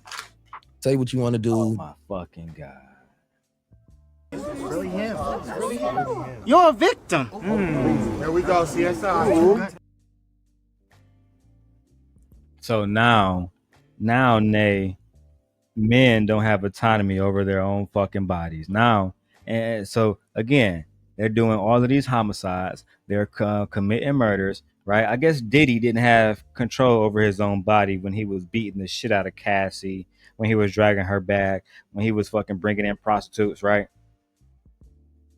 I guess they didn't have no control over their body. I guess Jonathan Majors didn't have control over his body when he threw that white woman in the back of the truck. He didn't have no control over his body because the black man in America, according to 19 Keys, doesn't have autonomy over his own body. Meanwhile, we just heard 19 Keys also say that he's never had a problem in life because he know his worth. He intentionally invests, etc., etc. So he has enough autonomy to make his own money, to be his own entrepreneur. But as a black man, he still don't have autonomy in America. Okay. You got it, daddy. Let's go. Do what you want to do, right? Move how you want to move. I was talking to a young lady who works at a prominent black media space. And she was explaining, she said, Keys, I'll be trying to advocate for you to get you awards, to get you honored in certain spaces, but they don't think you're safe enough. And I'm like, why not though? Now, she was telling me that, of course, now they're even more afraid because of Donald Trump. They don't even want to use the word black or diversity, right? So they're trying to figure out, what can we do while continuing to get in white ad dollars, right? So they're gatekeeping, right? So that to me, it's not surprising. I already knew that. She was only confirming something that I knew. But it's like, as a man, there are limitations to what society will accept from you. You understand me? Especially the version of man that you want to be, right? I think the version of man. No, let me correct your statement, because Donald Trump and all the white men don't have these issues, right? Especially the powerful white men. So let me help you out. Black men in America aren't able to do whatever they want, say whatever they want, and control their image because they don't control America. They don't control the commerce. They don't control America's army. They don't control anything foreign. They don't have any relationships with foreign national countries, right? And foreign leaders, right? We have zero relationships with them. We're not controlling natural resources. But yet you believe for some reason that, oh yeah, we should be able to be the version of ourselves that we really want to be. And what version of yourself is that? The version that come online talking shit about women all fucking day? Because your autonomy seems to be working quite fucking fine right now while you sit across from Joy Taylor talking all this goddamn shit about black women. Talking all this shit about why men are fucking victims. As if we want to hear that goofy ass shit from a nigga that's making millions of dollars allegedly online. You know what? And that men ultimately want to be and how we show up. I think this generation minimizes themselves consistently. I'm gonna just have to get a little bit of pushback. Okay, when you start asking for ad dollars from another ethnicity group, you have to still be preaching a message that's digestible for all ethnicity groups. If you're in a certain space or a niche, you might not be able to get the most ad dollars. That's just common sense on that part. So I had to give them a little bit of pushback on that part. everybody's not going to digest your message. Right? As a black man specifically, Exactly. I don't. Maybe finally you're going to hold somebody accountable. Finally. At the end of the day, if you're pushing pro-black information and pro-black talking points, why do you think that white people why do you think that white people are going to want to be a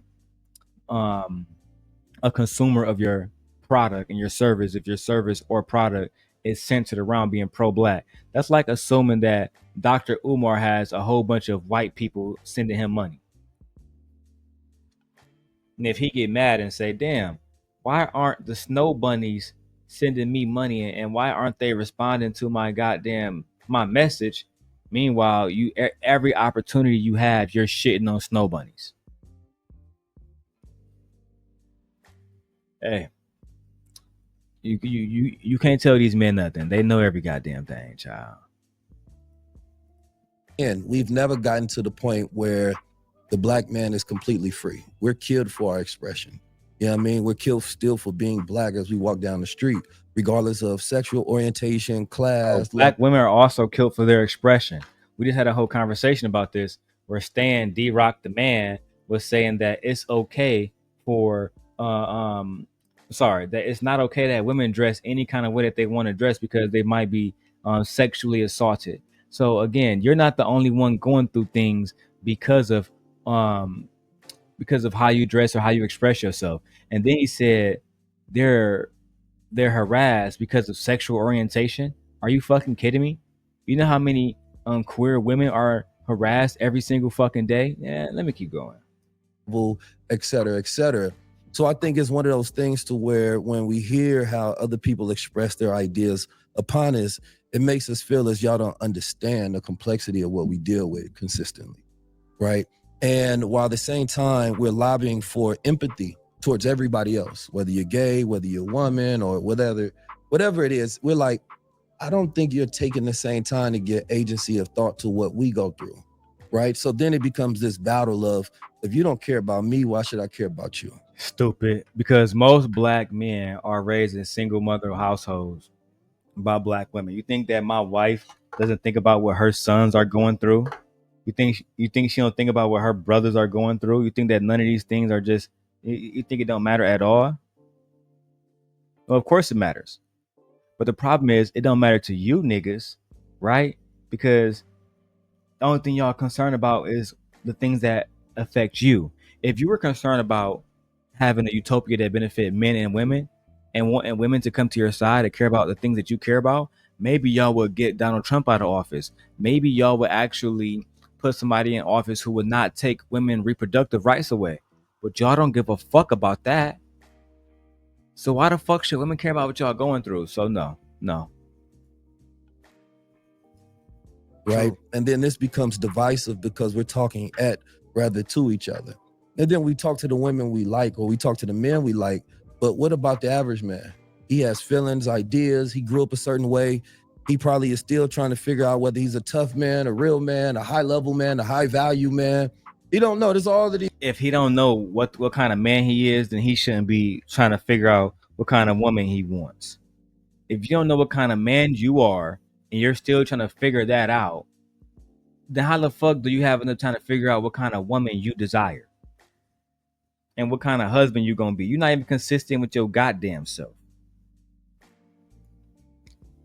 You still trying to figure out if you're a tough guy, nice guy, bad guy. You don't even know. So when she marry you, do she know who the fuck she marrying? Are you approaching this woman with confidence? No. You can't be, because you're not even moving in confidence by your goddamn self. Let's keep going. It's all of these expectations that society is saying that a man is not living up to. Mm-hmm. But what about the ones that he is living up to? Because our parents still went with the average man, right? He didn't have to have all of these great things. He might have been a plumber. Women are dating average man now. Stupid. That's true. Right? And he had a nice business and he can take care. JB is married. I'm married. We're average men. Anton is married. He's an average man. Angry Man is married. He's an average man. These are average men. Y'all just believe shit because I'm gonna start calling myself the simp God millionaire, the billionaire, just because y'all so stupid that y'all believe any fucking thing. Jesus Christ. Y'all believe that 19 keys is a million? Oh my God. Okay. The average woman who is doing the average things as well. And so for individuals such as yourself who are more anomalies, right? You exist in I love how he said anomaly instead of like high value. I'm glad that he didn't use that buzzword high value. But she is high value. I use the word. She's high value. You're going to lick Anton dick and call him high value. She's high value too. Just that simple. And yes, it's not really a fucking anomaly because women are damn near making as much money as men today, especially in the black community. Black men would try to say, well, on average, black men make about $4,000 to $5,000 more on average. No, that's what's reported. Women are doing hair and all kind of shit out here while you niggas sit online for free on y'all bum ass podcasts. Child. You as a woman, I'm glad he said anomaly because she would be considered an anomaly based on the amount of status, clout, money that she has earned over the years. She is not on the average female level when it comes to financials, but beyond that, she is still very much an average female. A certain bracket, a certain class, you travel a certain way. So you really don't speak for the average woman, but the average woman wants you to speak for her. They want to aspire to have those same wants, desires, privileges, right? But they don't, right? The average woman, black woman specifically, is in debt. You know what I mean? With even more debt than the average black man. Oh my God. Let's go ahead and let's fact check that real quick. Who has more debt? Black men or black women? Let's see what happens here. All right, so based on available information regarding student loan debt, black women have a higher average student loan debt than black women. But let's go ahead and look at this, because the only stat that can actually find this in is student loan debt. And so yes, women have more student loan debt because they have more degrees. This makes more fucking sense. They're making more money with those degrees as well. They don't have to get married to a bum ass nigga and do the fuck he say.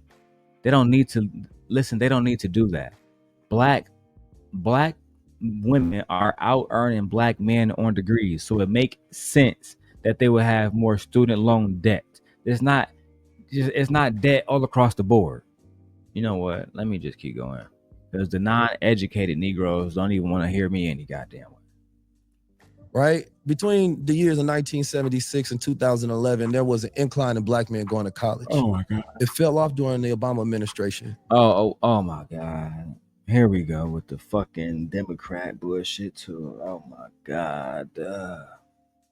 So now black men looked at a man who graduated from Harvard and weren't inspired to be educated, right? So let me guess. Obama was the reason why black men stopped going to college. Okay. Why? Because net income didn't rise because you got out of college with a degree but no opportunities, right? So you increased in debt and it decreased your belief, and it started to create this nihilistic thinking about your world. Like, I'm living and existing in somebody else's world, and even when I do what they tell me to do, I still don't get the privilege. And then upon that, you have all of these shifts happening. You're not guaranteed the result. Just because you get a college degree, don't mean that you're guaranteed a big salary. And America never told y'all that. Y'all mother and fathers told y'all that. America never told y'all that if you go to college, you're going to automatically get a big salary. No, what happens usually is we compare classes. Most people who graduated from college on average make more money than people who did not on average. Most people who have medical degrees on average make more money than people who have high school diplomas on average. That's just what it is. We talk about averages and facts, and we deal in those facts only. Let's continue. Jesus Christ. Between white supremacy and George Floyd and Mike Brown, and now the world acts like they care about black men when we get killed, but there's still really never been any change for men, black men specifically, right? And then that became more of a societal-wide idea of men. So that disconnection actually made them easier to psyop. So now somebody say, okay, well, you're not being taken care of over there, and you keep voting this way, or you keep going this way. How about you come with me? You understand me? Because we got the same enemy. So now you're going to see political, ideological shifts. People speaking towards the issues that men go through, right? While another side is saying, ignore your issues, fight for these. But These people are going through a cognitive decline. Black men suicide rate consistently increases. We're not a suicidal type of people. Depression rates consistently increase. Anxiety. I hear black men telling me I ain't never had anxiety before. It feels foreign to them, but they're experiencing anxiety for the first time, and these are very resilient men. I think more Anxiety about what? The fact that they can't get the woman that they want? Anxiety about what? The fact that they thought that the patriarch was going to give them a fucking 6-figure job because they got a degree? And again, they trying to say, well, black women have more college student loan debt. Yeah, bitch, because black women are getting more degrees than black men. So yeah, they're going to have more student loan debt. What that means, that what, they're not good women now, and that's baggage now? Are you fucking kidding me? You degenerate niggas. Shout out to Toot for holding y'all accountable in the chat. I like when my palace members come in here fiery and going the fuck off. Let's go.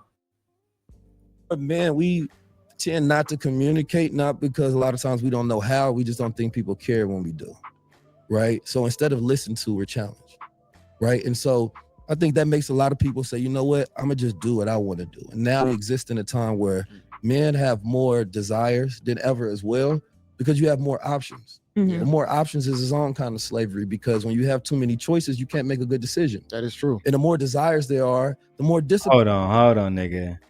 Are you trying to say men have more options today than they did in the past? We know we know that's a lie. We know that's a lie. You niggas have less options because women are not just jumping into relationships just because these days. They actually are going to want to have to be with you. That's why Joy Taylor, now my wife just came in here, so she missed it. But Joy Taylor said, why would I need a man? I've been able to get a credit card without a man. I bought my Mercedes Benz without a man. I bought my $1 million house without a man. I make millions of dollars without a man. I got my college degree without a man. She said the only thing I needed to do is for a man to make me happy and love me. JB Ack said, no, men show love by providing and provision. And if a man can't do that, then he's not gonna love you. And if you can provide and protect for yourself, if he dating Joy Taylor, who is literally a woman and every fucking facet of a woman, JB React said that a man who is dating a woman who has her own shit, it's like he's dating another man. I've never heard no gayer shit in my life, bro. Why would you say that? But this is why they're going to continue to lose.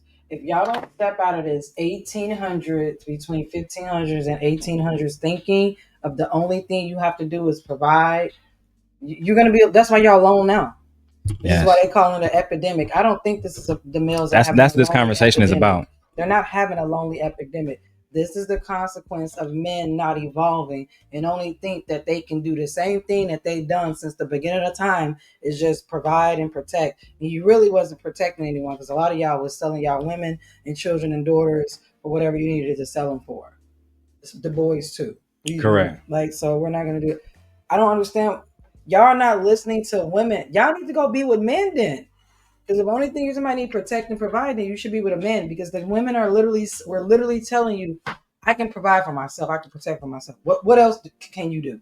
But even from a male standpoint, babe, I would not understand why. Let's say if something happened to me today, wouldn't it be important for me to die knowing that my wife can go out, provide for our children, give them the best lifestyle still, buy the things that they need, put them in the programs that they need, right? Afford insurance, stuff, like all the things that we pay for all the fucking time. Stuff that it's not just like we're paying for stuff like Disney World tickets every goddamn day. We pay for stuff that the kids actually need. We just went shopping today for a whole bunch of clothes and shit. Well, my wife went shopping. I was here doing stuff in the house. But the whole point is this. My wife don't need me for those things. If I was to say, you know what, woman, I don't want to raise this boy no more. I'm about to go be a bandit. She'd probably say, okay, nigga, and raise this motherfucking kid on her own and be just fine like she has been for the last 15 years. Women do not need you niggas no more. And we're not crying about it either. No, they're not. Let's keep going. Shout out to JB Reacts. Pussy. You need, right? But you need more discipline in a time where it's trying to consistently sell you overstimulation. Yeah. So the entire environment is not set up for men or women to connect with each other, empathize, understand. Let me just say something real quick. When he mentioned about How is the world not set up for men and women to connect and empathize with each other? Are y'all empathizing with unattractive women when y'all talk about them? Are y'all empathizing with fat women when y'all shaming them and saying that they don't deserve a fucking marriage and they're not suitable for marriage? Do you think women like the girl who played Precious get a whole bunch of empathy from black men? What about Serena Williams? When y'all was running around saying that she looked like a goddamn man. As soon as a white man get her, oh my God, she's sexy chocolate girl with a fat ass. Despite her always being that. Then you're upset because she got mixed babies now with this guy. And now y'all mad. Y'all could have had her. Shame her for being for looking like a man. Shame Coi Leray for being too skinny. Right. Shame Lizzo for being too fat. There's no winning with you niggas.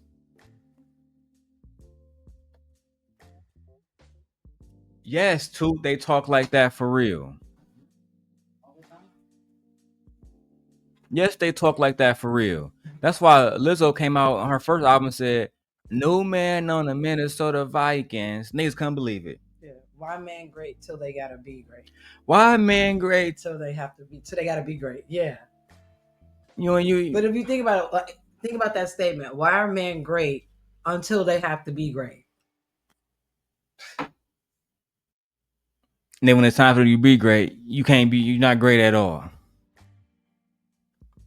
Like you niggas that let Diddy and R. Kelly get away with crimes in y'all city. We're gonna talk about this shit, man. And yes, too, they talk like that. They talk like that all the time too. I'm gonna play the video again because Queen Sheba was on she was on the piece like I think 2 or 3 times. I have done one reaction. I'm gonna do some more so you can see how these men speak. This is why I fuck with Queen, because she was checking Anton and checking all the rest of them niggas. You ain't gonna bully me. You ain't gonna think you're gonna do what the fuck you want to do and say what the fuck you're gonna say. This is a new time, new age. This is not the 50s. And I'm one of the men that I'm gonna back these women up when they talk to you like that. Yeah. When they say they got a brother, cousin, husband, that's me. I'm a slide. That's a fact. Oh, but bro, she started it. Don't even matter. I'm sliding. I just want to. Low key. So you might as well just prepare yourself. I enjoy watching women shit on you niggas on a daily basis and tell the truth about y'all, the brutal truth. And Joy Taylor, for years, I've watched Joy Taylor on ESPN. She don't say shit unless she talk to. She don't speak out of line about people. She don't talk. The only person I've ever heard speak bad about was Roy something. I think his name was Roy. I can't think of his name right now, but he played in the NFL. He was on the Baltimore Ravens. And he beat his girlfriend up in the elevator. Remember that? Football player?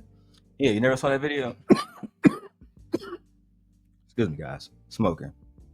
I do remember a football player getting suspended. Somebody from the game. What's that guy name? Football player beats wife elevator. Ray Rice. Yeah, I remember. Oh, that was a big deal. Yeah. Yes. Yeah, I remember that. Guess he get kicked out the NFL. Yeah. He literally punched her, knocked her the fuck out. Yeah, I remember that. No, not Ray Lewis, Nate. Ray Rice. Yeah. I looked it up. So yes, like we gotta stop it, bro. We gotta stop it. The same abuse that women are experiencing with poor men, women are experiencing it with rich men. Yeah. And somebody like Joy Taylor coming along and tell y'all niggas the truth has really hurt y'all niggas' feelings. And again, I'm going to continue to reiterate the ultimate point that if she was unattractive, y'all wouldn't even be giving a fuck about nothing that she say. Not a goddamn thing. Let's keep going. Us on the overstimulation part, he is 100% correct. But the thing about it is, man, I don't know if it's just us as a people, blacks in general. We literally gonna have to start moving like some of these other ethnicity groups. And when I say that, we need to start moving like some of these other ethnicity groups. Which one? Which one? Which one? That's interesting. Which one? So now you're going to be like the white man. Right. Now you're going to be like the Asian man. So now what you're saying is, and I always had these conversations, let's start with the Middle Eastern ones. You want black women to behave like the Middle Eastern woman, but you're not behaving like the Middle Eastern man. Do you own oil? Do you control commerce and economy? Do you have a sitting army? Are y'all controlling weapons? Do you have what? How many men are in the army today? White men more than you? Probably millions. Do you have millions of black men who are training in fucking combat, flying fucking combat jets and all the rest of this shit? Do you have men that are willing to give their lives? No. Right, because they have men that are willing to give their lives for the cause. That's a fact. At any given time, too. At any given time. At any given time. Like So they don't want to give up their lives. What y'all say when y'all say these things is y'all want women to be more like these other women from different ethnicity groups, but you don't want to be like white men, Irish men, Italian men, right? It's the reason why they had mafias and we had gangs. It's the reason why. It's a reason why they had mafias and we had gangs. Niggas wasn't trying to be like them. How many times did you see Al Capone outside with big ass chains on? You know who actually was at one point in time, which black man was trying to be more like those men? The Bumpy Johnsons of the world. The Frank Lucases of the world. Those niggas was wearing suits. It's actually Frank Lucas and those young niggas that fucked it up. He was the one that started wearing the minks and all the rest of that shit. You never saw Bumpy Johnson in that shit. He wore a same black suit every goddamn day till he died. How many times, babe, have you turned on the TV and saw fucking Tony Soprano draped in diamonds and jewels and shit and tattoos? I don't see mafia dudes like that. They don't move like that. I don't see them dressed like the niggas are so unidentifiable. Yeah. They all look good. They look like regular citizens. Yeah. So no, y'all don't want to move. No matter what we talking about, drug game, civilian life, y'all don't want to move like them. You know what else I said, babe? Because you, babe, I'm very deep into film. Before I press play on this, I used to hate that I'm seeing all these white people making Harry Potter, getting billions of dollars, making all these fucking fantasy stories, and every time somebody black make a story, it's the same shit. Gangster, thug, Tyler Perry shit. This is why Lovecraft Country, even though I didn't like the movie Spinners, this is why these movies were very refreshing. Fucking Black Panther, even though I didn't like that movie, very refreshing to still watch. Yeah, I mean, I told you why I don't like that movie. But the whole point is this. Y'all don't want to be like other races of men. Because if y'all did, then we would have a black version of Disney. A black version of fucking Pixar, right? Where we're using animation to tell stories. We don't have one black-owned animation company. Not one, dog. What, fucking Gracie's Corner? You know what? Let me keep going, man. And shout out to Gracie's Corner. I didn't mean to dish y'all. I'm just saying. Y'all can't use a fucking kid show. I mean, man, we're going to have to simplify things, man. Not get so caught up in all the glitz and the glamour. Try and be more grounded. Don't feel like we can never make a decision. You don't want people to be grounded. I just watched a video where you was agreeing with Paul Pierce that women over their 30s are cooked, despite you having a wife and you both are over your 30s. When it comes down to picking the opposite partner, that you always feel like you can get better. It's just, that's why a lot of guys date outside of the black ethnicity group, because even our own women, they don't stick around us a lot of the time, to where you have a lot of women that just constantly wants to find the next best thing. I want to waste my time here. Oh, I might see just one thing. Oh, I gotta leave. I gotta jump ship. Nobody's ever able to just want to fight through the long haul, and that's why. And it's a both. The fuck are you talking about? You think that women, as soon as they get one nigga, they thinking about the very next man immediately? Is that what your wife did? No. You trying to tell me that you're the only married man in your city, only married man on your block? Let me guess. You're the exception. You trying to tell me that all the peers you went to school with, you're the only one that graduated? He would tell you amongst himself, amongst his friends and his family members, they're married. So even if we eliminate everyone else that's not your family, you still know other married men, right? That's a fact. Okay. Y'all don't want to be grounded. If y'all was being grounded, y'all won't have these ridiculous ass fucking takes. Like the one that you have right now. Men are not interested. Joy Taylor shames average men once again. 19 Keys holds Joy Taylor accountable. No, he didn't. They had a fucking discussion about their disagreements. That's all that happened. God damn. It's a two-part thing. The men also need to be better when it comes down to choosing the right mate, you know. But at the same time, it's still based on biology at the same time, you know. So the fuck does that mean? No, we don't know. Yeah, I don't know what you mean. It's still based on biology at the same time. What? Yeah, we don't know. That's why I got the subtitles on. It's based on biology at the same time. You know, no, we don't. We would like you to elaborate, but we know you cannot because you're not that smart. And if it's based on biology, guess what? Are women, what the fuck? Are men the only ones based on biology? You know what, JB? I used to think that you were a decent gentleman. Now I'm learning more and more as I watch you. You're a top tier degenerate. It can be nuanced, but it's also very in-depth situation. Again, it's the reason I'd rather have us talking over coffee than liquor. You understand me? Because we might actually get to a place of understanding. Do you think that people... Do you think that women would prefer to talk to you over liquor than coffee any fucking way? Are niggas asking, hey, let me change my mind on this. I was gonna go with a different approach, but let me change. I would actually, yeah. I'm gonna ask women out to drinks and dinner. And it's not. What the fuck does it mean? What's the difference between me going out for coffee and me going out for drinks and dinner? You still gaslight. You can do the same fucking thing. Yeah, you can still gaslight. Let me guess, because you're going out for coffee, that makes you more mature. Yeah. Two said, who is this dude? The person doing the reaction, his name is JB Reacts. He is a wannabe Kevin Samuels, wannabe Manosphere. I claim that he's an Anton dick sucker because that's just how I think about him. It's not personal, just business. And the woman here is Joy Taylor, and she's doing an interview with 19 Keys from the what is that little channel called about finance? Earn Your Leisure. So he's one of the black men that contribute to the Earn Your Leisure platform, which is a financial platform. It's one of the biggest, if not the biggest, financial platform in the black sector. But let's keep going.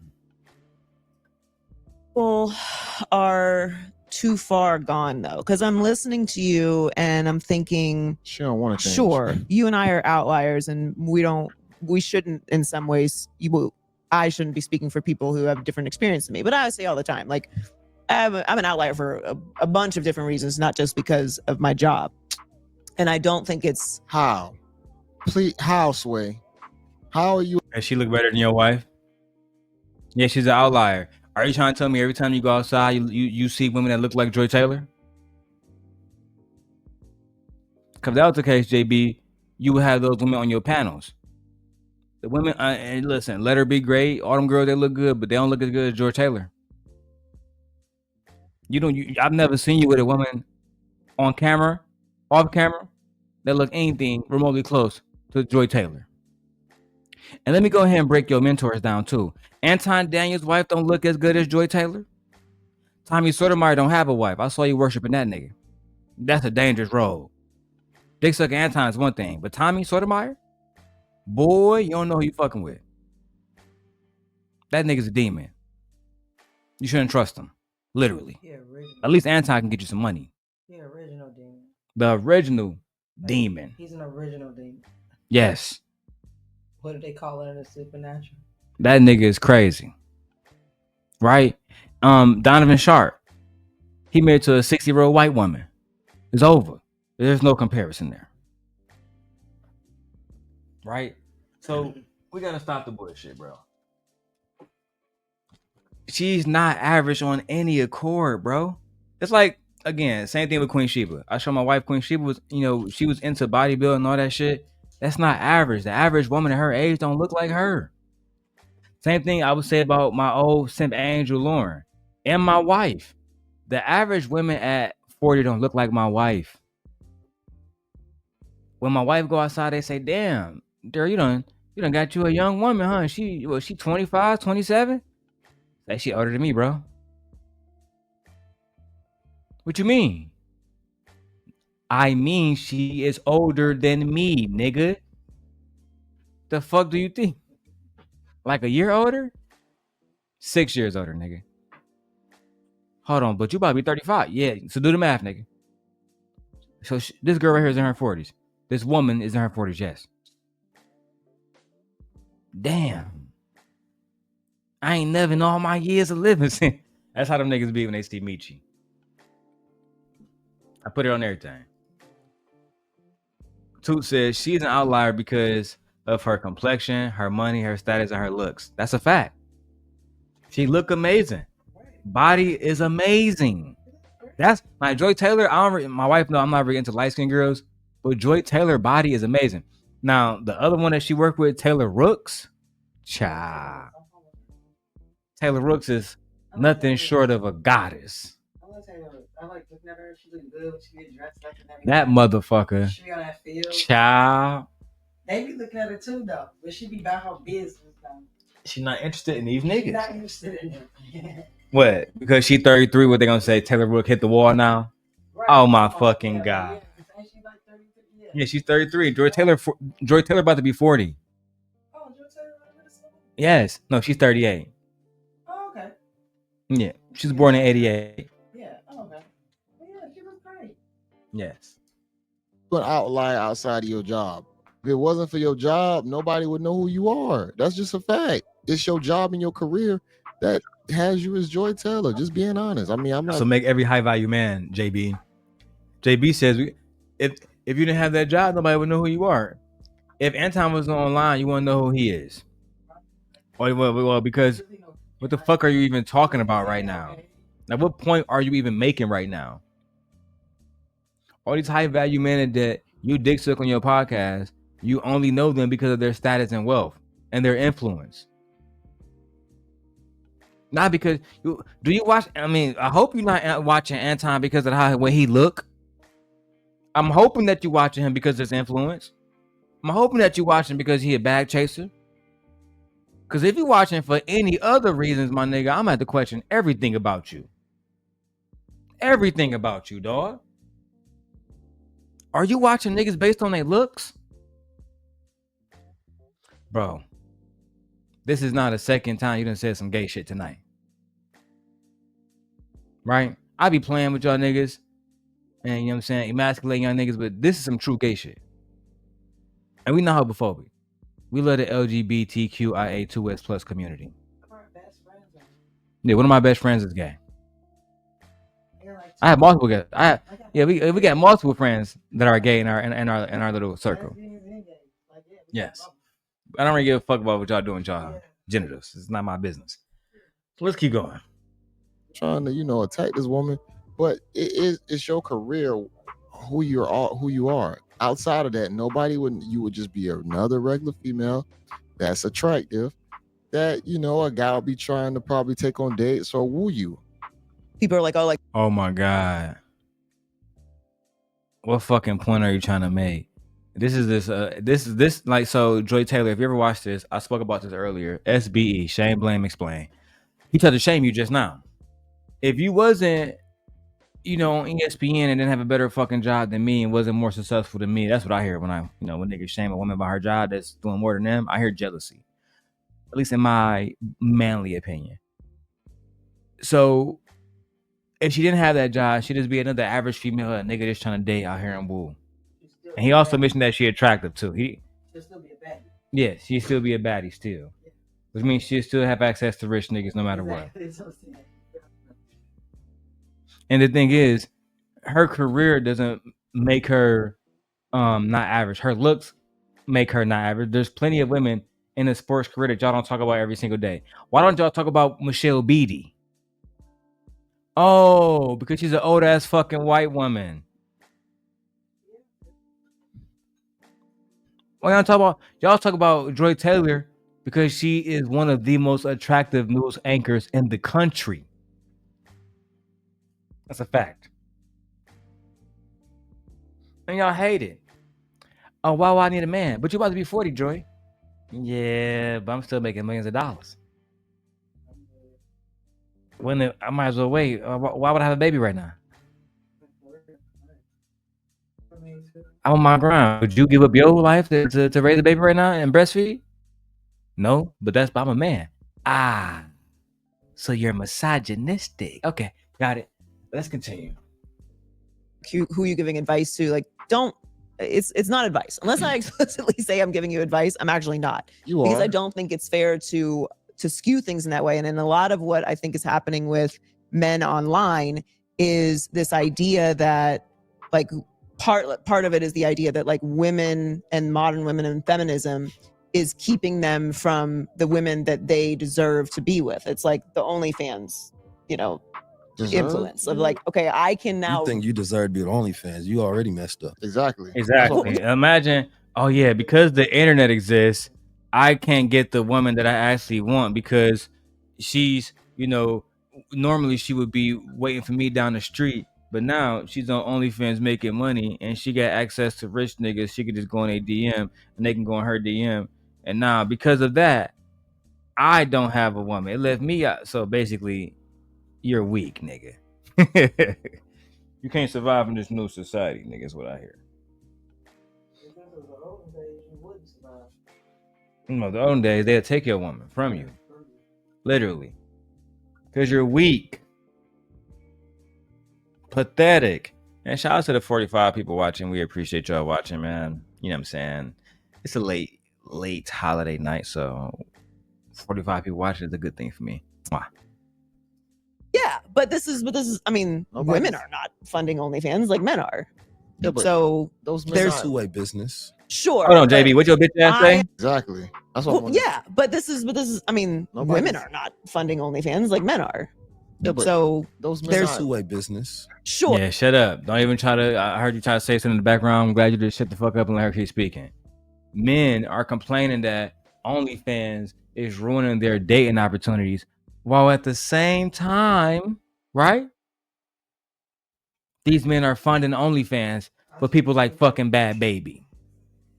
Bad fucking Baby. When I saw that, I knew you niggas was super degenerates. Bad Baby, the girl from Catch Me Outside from Dr. Phil, you niggas desired her. Oh my God, bro. Oh my God. And then you wonder why. So if she making money, I know Ruby Rose making money. I know all the rest of the baddies making money. As they should. This is a unique opportunity. So niggas paying $10 a month to look at pictures of me in my bikini. Say less. If I was a woman, I swear to God, I have OnlyFans, Fansly, all that shit. I swear to God. I be eating off you niggas, brand new Cybertruck, everything. Because y'all so fucking thirsty. Y'all know that you can go to certain websites and watch this stuff for free, but nope. You still gonna sign up for a subscription. It makes no sense, cuz. Yeah, exactly. They want to see what she look like. They want to see what she's doing. Creepy ass niggas. Just don't want to get a nut. Child. But I am not subscribing to anyone's OnlyFans. Yeah, neither am I. Okay, you're not either. But like, we know neither am I. But men are. So shut your bitch ass up. I'm not even gonna waste another second addressing that point. Statistics of OnlyFans is millions of men. Like, the reason that the OnlyFans women are on OnlyFans is because men are paying. Yeah, millions of like lonely men and who have fetishes and all these other weird things. And no, hold on, 19 keys. There are husbands with OnlyFans, not just lonely men. These are men. You think they didn't have a fucking OnlyFans subscription? And you think this nigga was lonely? Of course not. All these niggas have OnlyFans subscriptions. That's why they find these women. That's how they communicate with them. Don't even get me started on fucking Anthony Edwards. Don't even get me started on fucking Anthony Edwards. He the type of nigga that find her on OnlyFans, get her pregnant, then not even want the baby, get another girl pregnant. Literally. The same type of women. None of these women are wholesome, church going with. All these women are strippers and OnlyFans girls. Every single one of the women that he has impregnated. I mean, you literally cannot make this shit up. And this man is a multi-millionaire. Some people are saying that he's gonna be the next face of the NBA. Child. America's is Toot says they couldn't wait till Bad Baby turn 18 because they're fucking predators. And I'm not trying to diss Bad Baby too, so don't think I'm trying to shame women when I say this. This is just my personal preference as a disclaimer. But that girl is not attractive. There's nothing bad about her ass. Nothing. She's Italian. But yeah, she's white Italian. And me personally, just don't believe that. I mean, I'm sorry, not believe. I can't fathom men saying, "Oh, let me go get my debit card because Bad Baby just turned 18," which is one fucking problem in itself.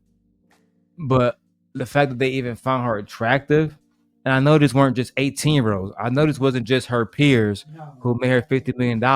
These were niggas that was my age and older. These were established men who had hundreds of dollars to go throw to a young lady that they would never fucking meet. That was one of the most perverted moments I've seen in the last 10 years. Yes. Like publicly, like that because we can't put one name on it. But that was something that men did generally that was extremely perverted to me. Just like when it was in that group chat. All the men in there talking about. Man, if you're gonna speak, you gotta come close to the mic because they won't be able to hear you. We're not having a personal conversation. Oh no! What I was saying is just like I thought it was very disgusting, and that it really showed. You gotta watch your daughters out here.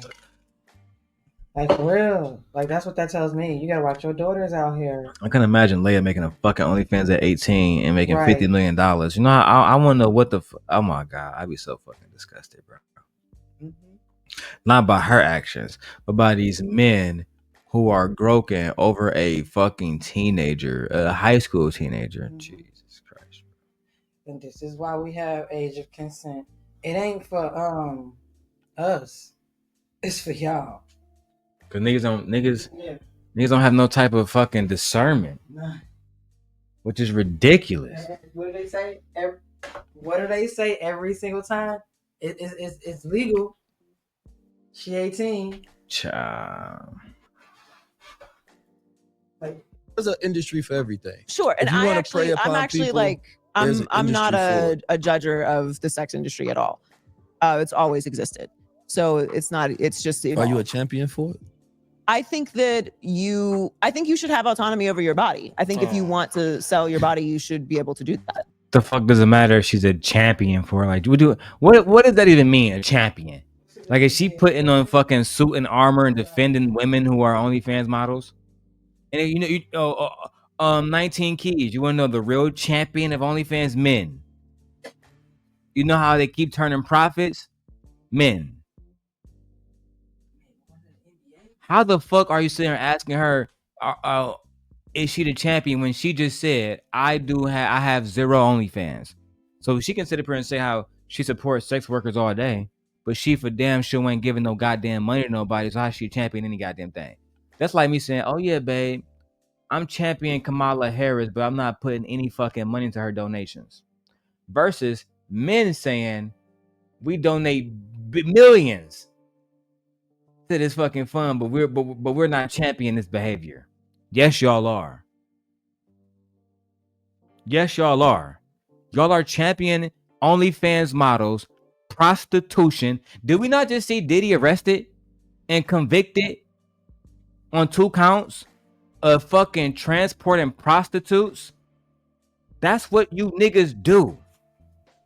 You niggas get online and y'all complain about sex workers and say that women are championing this behavior. Meanwhile, like Toot just said in the fucking chat, oh, hey, Drip. I didn't know Drip was here. What up, Drip? What up, my nigga? But like Toot said in the chat, you bitch ass niggas couldn't wait till Bad Baby turned 18. Why? So y'all can open up y'all fucking wallet and make this little Italian brat become a fucking millionaire. Y'all are the real champions of OnlyFans. Y'all are the real champions of the sex industry. Y'all are the real champions of the fucking sex worker Las Vegas night style bullshit. You niggas. You niggas. That's what it is, man. Happy Independence Day to everybody, man. You niggas need to go to church. The fact that they said that the OnlyFans models that make up the majority of OnlyFans content creators, these women are being paid more collectively than all of the NBA salaries combined. We're talking about billions of fucking dollars. Billions of fucking dollars. You niggas are paying OnlyFans models more than what LeBron James is getting paid from the fucking Lakers. Think about that for a second, dumb. But you know what? Let's hear about right too. I already know it's facts. Thanks, Drip. I already know it's facts. I love y'all niggas. But these motherfuckers get on my nerves. But let's listen to his line of questioning about how she feel about sex workers. Child. In a consensual space. and I also think that oh yeah, Drip, I got the video. I'll play it momentarily. But yes, Stephen A. Smith actually, Drip, reported this. Stephen A. Smith on his YouTube channel, The Stephen A. Smith Show, released a short pre-recorded video where he went over the salaries of OnlyFans models and compared them to the 2024-25 salaries of the NBA players, not just the max players, all them niggas. And the OnlyFans girls had them by like almost like an extra like $15 to $20 million, but they both were in the billions. It was very close. But the OnlyFans models won. And that said a lot about you niggas. You niggas disgust me. You niggas spending more on OnlyFans than y'all do on child support. Child. Many parts of history, it was a very, I don't want to say essential part, but like it's prostitution and the exchange of like sex and money has existed since humans have existed. It's all right. So just hearing that alone, we all know, when it comes down to promiscuity or sexual desire in the form of prostitution has always been around for sure. But we now know what side Joy Taylor stands on. Because like I said, it's going to have Shut your bitch ass up, JB Reacts. This is why I tagged you in the video. Because I want you to see exactly who and what is being said about you. Okay? I'm the fucking simp guy. I said it about you. You can come get this fucking smoke. Or you cannot, and I can continue to use your fucking clout, platform, name, and views to get views of my own and make money on my own. God damn it. I don't give a fuck either way. The whole point is this. In order for you to tell me that Joy Taylor stands on the side of the sex workers, nigga, you gotta hold these men accountable. Right? We got the clip of Paul Pierce saying he bought a bitch for the day. Meanwhile, yo bitch ass is on was just doing a pre-recording talking about some, oh yeah, Paul Pierce, he a real good dude. Paul Pierce, he said that women past their 30s, they hit the wall. A nigga that's 48 years old. A nigga that's 48 years old. Where's that girlfriend for the day clip? Got it. Gotcha. Now, again, while I pull this clip up, next 30 seconds, let me give a little context, okay? A little 30-second context. Paul Pierce, and I'm gonna big screen this. Yeah, we're gonna big screen this one. Paul Pierce, the man that fucking JB Reacts was dick sucking, he went on his former teammates Kevin Garnett's show while they were looking at sports, racing, all kind of highlights and shit. And he told them about his girlfriend that he rented for the day, right? JD, Drip, JD, his name is JB. JB Reacts was the guy I was reacting to, his video, but I'll show you, Drip. Give me a second. Let me show y'all this fucking nigga Paul Pierce and how he like renting hoes for the day. White hoes. Throw a wall in here and turn it up, you know what I'm saying? Kevin. What's up, Kevin? This is my bitch. Hey, how you doing? Camille. This is my girl Camille for the day. Throw a wall in here and turn it up, you know what I'm saying? Kevin. Hey, how you doing? Camille, nice to meet you. That Formula One everywhere, ain't it? Formula One So this is everywhere. my girlfriend for the day. They got a website that you can hire girlfriends for the day. Stop, man. And so I got a girlfriend. Stop, What? man. You got a what? Ain't it? Formula One So this is my everywhere. girlfriend for the day. They got a website that you can hire girlfriends for the day. Stop, man. And so I got a girlfriend. Stop, man. Excuse me? Ain't it? Formula One So this is everywhere. my girlfriend for the day. They got a website that you can hire girlfriends for the day. Stop, man. And so I got a girlfriend. Stop, man. Stop. Stop. You can hire girlfriends for the Stop, day. man. I went on the website and I hired a Look right girlfriend here. for that day. Look, Colin. Look at him. Kevin Garnett was trying to do everything he could to change this nigga.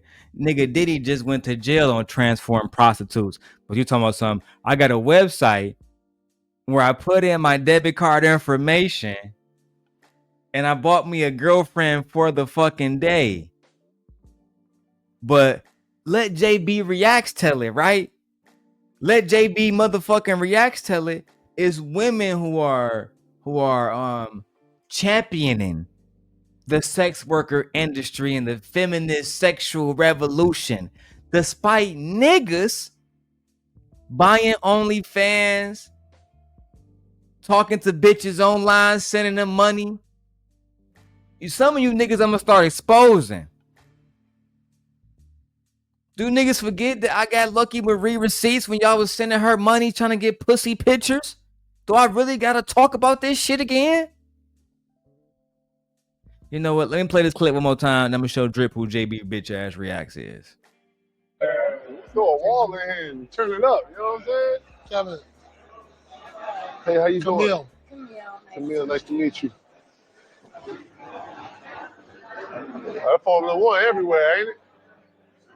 Formula One So everywhere. this is my girlfriend for the day. They got a website that you can hire girlfriends for the day. Stop, man. And so I got a girlfriend.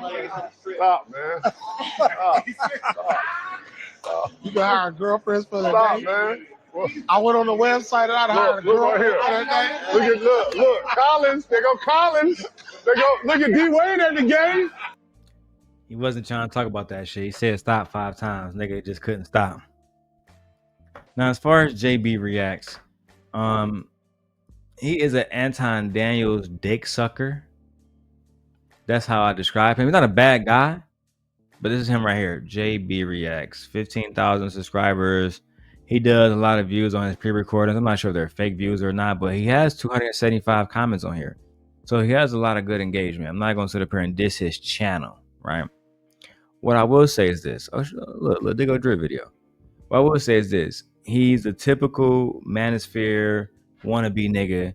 You know what I'm saying? I think he's going to come in and change his fucking life by talking bad about women and talking bad about black women specifically.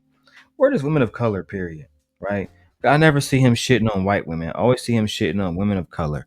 So let's continue. Have to be women to actually stop or promote the problem. So, Joy, we know what side you on. You part of the problem. I hate to say it. Instead of saying that, you know, you're against that, you will be the female that's trying to protect femininity, modesty. But now you saying that, oh man, I'd rather a woman be able to do whatever she want to do with her body. What side are you on at that point? You not protecting females. The side You're that not. niggas, she You're on the same side. Exploitation. Hold on, cowboy. She on the same side of the niggas that are buying OnlyFans motherfucking subscriptions on the day. That's the side she on. That's the side she on. She on them niggas side. As long as they want to buy OnlyFans models, then somebody got to produce that content. Supply and demand, baby. All y'all niggas playing billions of dollars? Well, guess what? I need billions of dollars. We can go ahead and do a fair exchange right quick. You want to see some ass and titties? Here you go.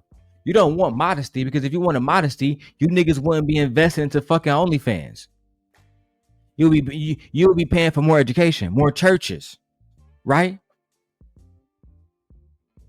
More sexual education, more sexual purification. No, you niggas are paying for OnlyFans models. You niggas are flying bitches out the fuck. You niggas are, we got Stan D-Rock the man on Drip Show, some. And yes, Drip, I did do a reaction to your show the other day. That's right. I sure the fuck did. And I'm gonna fucking clip it. And I'm gonna fucking post that motherfucker soon. That's right. Because that bitch ass nigga Stan D-Rock the man was over there talking about something. I got a wife, and if my wife tell me that she don't want to have sex with me, I got 13 other women that's gonna be fucking me. Niggas ain't got no sexual control. I love how niggas can talk about they got motherfucking 13 side bitches, but he ain't got 13 businesses. He don't got 13 properties that he can sell. He don't got 13 different investors who invest into his company. You know, the only thing he got is 13 hoes that want to suck on his little raggedy ass peener. Oh my God. I just can't stand niggas. Yeah. Shout out to you too, Drip. I love you too, my brother, but I had to get on that nigga Stan head. I don't like using curse words on Drip Panel, but that nigga Stan is such a bitch. And he used to hang out with Anton and Aaron O and all them fucking weak niggas, and you still broke. You know what? Let me stop. Let me keep going, because I'll be on that nigga head for the rest of my night. That nigga's such a pussy. Capitalism. Just because you can capitalize in a society don't mean you got to capitalize on everything. Shut up, bitch. Shut up. Talking about something. Just because we live in a capitalistic society don't mean you don't got to capitalize on anything. Maybe you should go talk to the white man about that. Let's start there. You should go to the white man. They don't got to capitalize on and see. Yeah, white man, stop capitalizing. And see how far you get. Matter of fact, walk into Mississippi, right? And then start talking that shit. To those white men specifically, start down there first. And then go to Florida afterwards, then Texas. All the southern states first. Tell those men that you as a black man wish for them to stop capitalizing in a capitalistic society. Child. Here we go again, where these bandit ass niggas wanna tell women what they need to control. If women want to capitalize and make money off you degenerate fucking bandits, I swear to God, if I was a woman, I'll be shaking my ass on OnlyFans every fucking night. And I swear to God, every time I see you niggas, different Cybertruck, different Versace glasses, different motherfucking Ray-Bans. Oh my God, I'm shitting on you niggas. While you out there slaving, beating your meat off to me. Need to be certain boundaries or whatnot, because if you don't, that's when things can spiral out of control. You got a lot of impressionable young people. They start getting these industries. You just start creating more and more broken people. Impressionable young people. Go talk to Kai Snet about that. Go talk to DDG about that. Go talk to motherfucking Lil Rodney and all them little young nigga streamers about that. I'm not putting belt to ass on these young niggas. So shut up. Y'all don't care about what these YNs are doing. Y'all scared of these Y niggas. Bro, y'all are so afraid of these young niggas. I don't even want to hear you talk about no young niggas, because I swear to God, y'all won't go on these young nigga blocks right now and say nothing to these young niggas. So until y'all start doing that, I don't want to hear a motherfucking thing. All these young niggas are very impressionable. Shut your bitch ass up. You niggas are not impressionable about shit. They robbing y'all niggas, right? They going into y'all niggas cribs. If you buy a Kia, they stealing that motherfucker. These young niggas don't respect you. Why? Because they see you dick sucking niggas like Anton Daniels and Kevin Samuels, and that's the problem. You niggas are weak. JB, you're weak. I'm starting to believe you don't even have a wife, but I don't want to make this personal. I'm trying my best to stay on good fucking just a regular good content without having to personally drag your ass. Let's keep going. It's okay to have boundaries and limits on certain areas in society, because everybody not built to be in them. Some, yeah, they can be in them, but the majority, they're not going to be built to survive and thrive in those spaces. Like one of the oldest occupations. So I think it's a very complex conversation. And I actually believe that OnlyFans has created a space for a lot of women to become financially independent, and they aren't physically in unsafe scenarios where in the past they would Period. Ooh, cash make the coochie go woo woo. Period. Period. Period. Period. Period. Period. Period. Period. Period. Period. Period.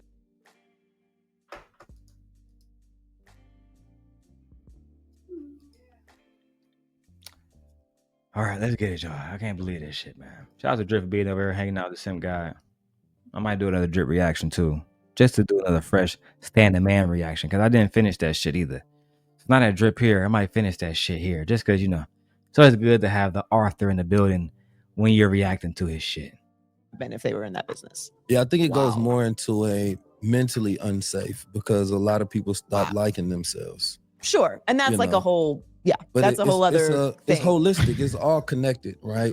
I think the man who's lonely, trying to find himself, and you know, looking at OnlyFans, trying to connect to get some stimulation, right? The girl who's disconnected from the world, right? Willing to disconnect from this moment of selling her body. They're essentially kind of. Hold on, cowboy. Wait a minute. Wait. First of all, you're not gonna speed past that like you didn't just say what you just said. Did you hear how this nigga tried to explain both sides of those coins? The men who have OnlyFans are just seeking connection and trying to find something wholesome. But the women who are on OnlyFans selling their body, they don't want connection. They're just out here just trying to just sell their bodies for profit. Are you fucking kidding me? Are you trying to make it seem like instead of these men having a subscription at church, right? They don't got a Holy Bible subscription, right? They don't got a Holy Quran subscription, right? They're not getting scripture sent to their phone every morning. No, they getting a notification when Ruby Rose drop her new pussy video.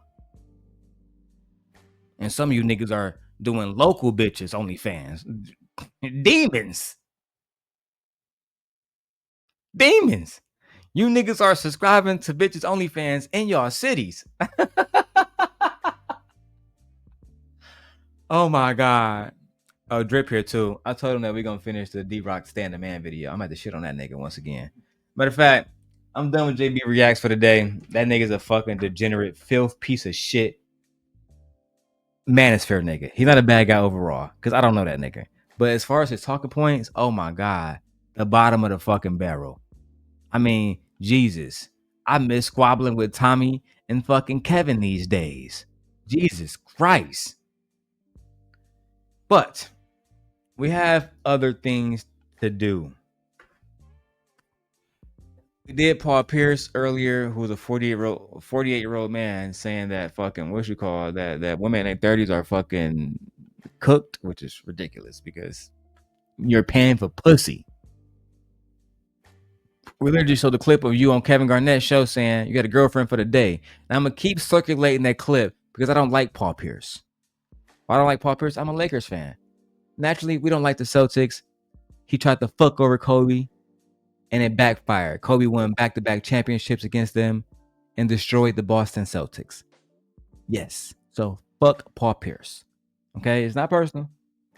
Just a fandom. That's all it is. Aegon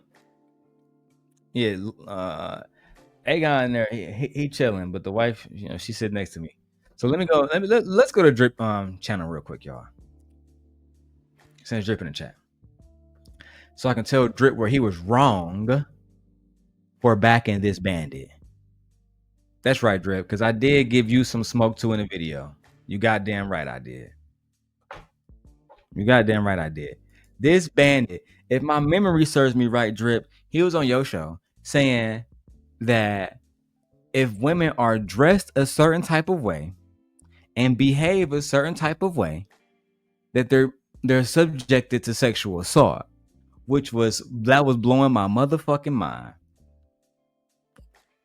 That was blowing my mind. I said, not Stan D-Rock the man, but then I had to remember. I said, where do I know this nigga from? Oh, he used to hang with Aaron. Oh, that's the same nigga that had the conversation originally that we can find on World Class channel to this fucking day, where they had a conversation that they tried to say it was about consent and it was about legality. No, for 4 hours, you niggas sat and had a conversation about how y'all would fuck little children. And before I go to the Drip show, let's start there. Let me show you niggas how they think before I spark this blunt. The world class. Oh my god, I'm gonna have to edit this now because world class. That nigga hate my guts. That nigga will copyright strike me in a second. But he is the only person, including myself, that documented that fucking Aaron No and Fatty shit when it happened in the moment. So much so that he got about 8 videos about the shit. He got the whole video in one video. I don't know how and why Aaron didn't copyright him, but Aaron copyrighted me. So because of that, fuck you too, Aaron. Now, you said check your text. All right, let me see. Let me check my text. Oh yeah, okay. Here, babe, look at these. Drip said he about to buy one of these and put A-Gon name on the back. Oh yeah, buy a Chicago one too, Drip. Do a Detroit one and a Chicago one. And I'm gonna text you. Now I might buy, and then send me the website too. I might do a Las Vegas one. My wife would like that.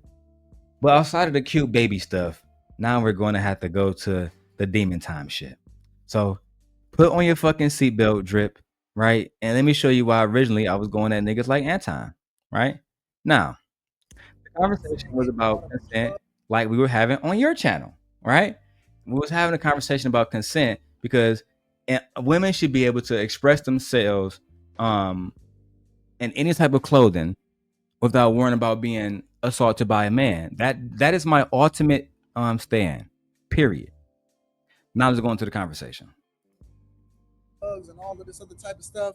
Anton was like, I just listen, that's not even appealing to me, y'all. Like, you gotta have that spidey sense. It's a tingling sense in your mind that it's like, all right, I'm gonna step off. I'm not gonna just continue to go down this path. He don't have that within him. Oh, y'all don't? This one, that nigga world class in his bag, Drip. Pay attention. Be honest about this conversation. A 60-year-old man walks in. Now, first of all, let's stop and look at everybody that's here. Let's turn the captions off. Aaron No, Team Fatty, Joy Johnson. Who is Joy Johnson? Oh, Fantasy Island Girl before she was calling herself Fantasy Island Girl, Drip. See, Drip, I know where everything is. Right? I remember when Fantasy Island came. I remember when she started, Drip, do you know why she started calling herself Fantasy Island Girl? Because she came on Fight Club and we exposed that Joy Johnson had a fucking company under her LLC, a company that was named Enjoy Come 69. Then when I looked up the LLC, I found out that Joy Johnson actually owned the OnlyFans that produced a lot of money. And it was owned by a young lady that was going under the alias Fantasy Island Girl. But I'm not going to, we can keep going. Then you have the doctor, modern Renaissance man, who we have verified as a doctor. And then you got Izzy Bands, Israel Mills. He was there too, but he act like, so I told Izzy, you never want to hold these niggas accountable. You always want to talk about the manosphere like it's a good fucking thing. You was there when they was having this fucking conversation, literally. But let's keep going. Jay Prince for fucking president. Wow. He got pushback for going at them niggas about this. He broke his whole fucking black house up because of this moment right here. Fatty was his vice president. He cut all that shit off. He cut Fatty off. The moment he cut Fatty off, he made Team Fatty. He literally started going at Jay Prince and his daughters every fucking day. That's a fact. E Black, irrelevant. Fucking 651, irrelevant. But Beans, little podcast is not irrelevant in this situation because he, at 24, had a child with a 17-year-old. That gives context to the conversation, despite her coming on his show saying, yes, I did lie to Beans about my age. It was happening a lot in Chicago. We didn't let, no, baby. Now, Beans did say, well, my parents, you know what I'm saying? My mom was 16, my dad was 20. Yeah, but that was fucking ages ago. But again, we're going to keep going. I'm going to just show the clip, right? Nothing more, nothing less.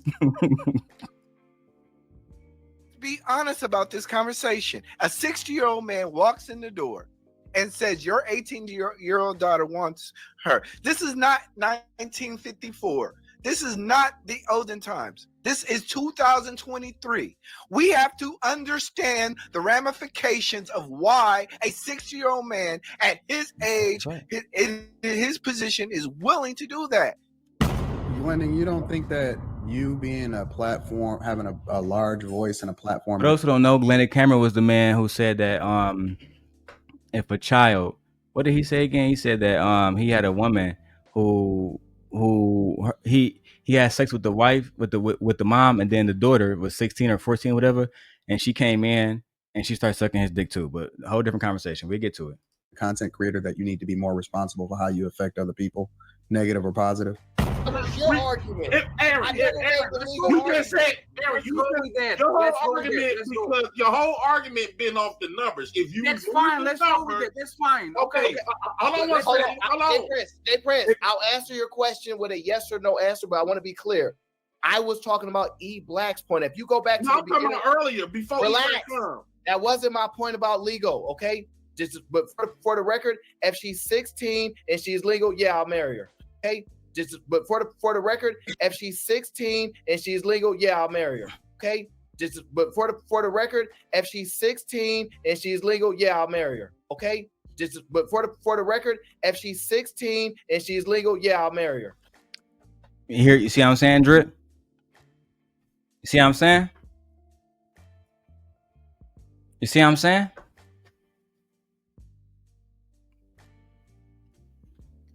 This is what I'm talking about. Well, you know what? Let me keep going with this clip before I go back to Drip clip. You know what I'm saying? Let me rewind a little bit, Drip, and show you a little bit more real quick. I got you. Negative or positive? What's your argument? Aaron, you just said, Aaron, your whole argument been off the numbers. If you That's fine. Let's go with it. That's fine. Okay. Hold on. Jay Prince, I'll answer your question with a yes or no answer, but I want to be clear. I was talking about E Black's point. If you go back to the beginning, talking about earlier before relax. That wasn't my point about legal. Okay. But for the record, if she's 16 and she's legal, yeah, I'll marry her. And she was like, this is how you take that big black dick, girls. This is how you do it. And I'm just sitting there like, is this fucking real? So I'm fucking the mom. Then the mom's like, come over here. And she calls her girls' names. And then she's like, get on your knees. And then she put my dick in her daughter's mouth.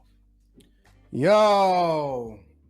So here go Anton. Hold on. So here go Anton virtual signaling, right, Drip? Acting like he's above this. Oh no, we wouldn't allow this to happen. But meanwhile, Aaron O was his co-host of Fight Club. And you don't need me to tell you that, Drip. Everybody who fucking come to your fucking channel and talk about Fight Club, they'll tell you that Brittany B and Aaron O was the host of Fight Club. Meanwhile, Aaron O was online saying that he wanted to marry 16-year-old girls. Fatty was backing him up saying, oh, the numbers don't really matter. It's legal. Now, this is the type of shit I didn't like.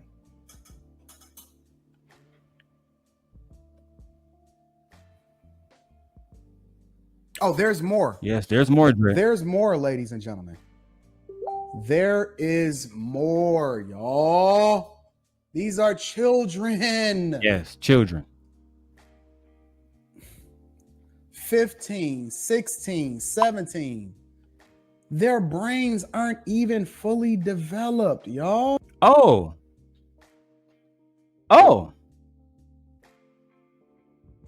So Anton was championing Aaron O by platforming him and giving him a platform. It's different from Drip allowing me to be on his platform and speaking versus Drip giving me a platform with thousands of fucking subscribers and letting me come on his platform that has 150,000 fucking subscribers and say that I would marry little girls. Let's keep going before I go to Drip shit. What's your next question? You will. So you will. So wait. Hold on. She's legal. Wait. But that is hold on. Let me be clear. Is that the only determinations that I would make to marry somebody? Or do you say there has to be? Of course not. It got to be other. Okay, all right. Okay. I'll answer your question. Yes. You justify the behavior by saying that it's legal. Or you felt that it was legal or what? Yes, Anton, your comrades justify it. And shout out to World Class, one of my favorite clips right here that he used.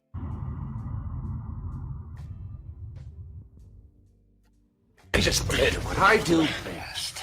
I took your little plan and I turned it on itself. It's the schemers that put you where you are. You were a schemer. You had plans. And look where that got you. You niggas tried to scheme on black women not knowing that they had the simp God to have their back. And I'm always gonna have those clips at the ready. Now on to the drip show. Now on to the fucking drip show. So I had a timestamp on this. It's about 3 hours, 14 minutes from my beliefs. If I did this yesterday, so I might be wrong. I know it's something, maybe 4 hours and 14 minutes, but it's something, it is 4:14. Nope, it's not even then either. Am I looking at the right shit? This is day 26, nigga. This, maybe I'm looking at the wrong one. Or was it the Jay Prince one that we was on? Which one was we on? No, it was 2 days ago. And it was 3:14. Ever been on my panel? Bro, was it this one? God damn it. I was just reacting to that motherfucker. Where's that Prince Seller one that you did, Drip? Is that bitch in the membership? That nigga Drip be hiding shit. That was the first day. He was gonna talk about JP. It was this JP one right here? Yeah, it was that first day. He was gonna talk about JP. The Diddy for the win, but so he did 2 JP videos. This one right here too. It might have been this one then. Okay, Len, you Right. playing that. Thank you, wife. Thank you, wife. Thank you, wife. Let's fucking go. Shout out to the wife for having my back, helping me find this. So, yes, it was at 3:14. Like I said, that's when me and Stan, because Stan was already up there. We was having the conversation. So I'm gonna start at 3:14. Let's go. Damn. I be moving shit around. Shit be crazy. What up, James Moore and this motherfucker? My bad, bro. I ain't see you. Let me see. Okay.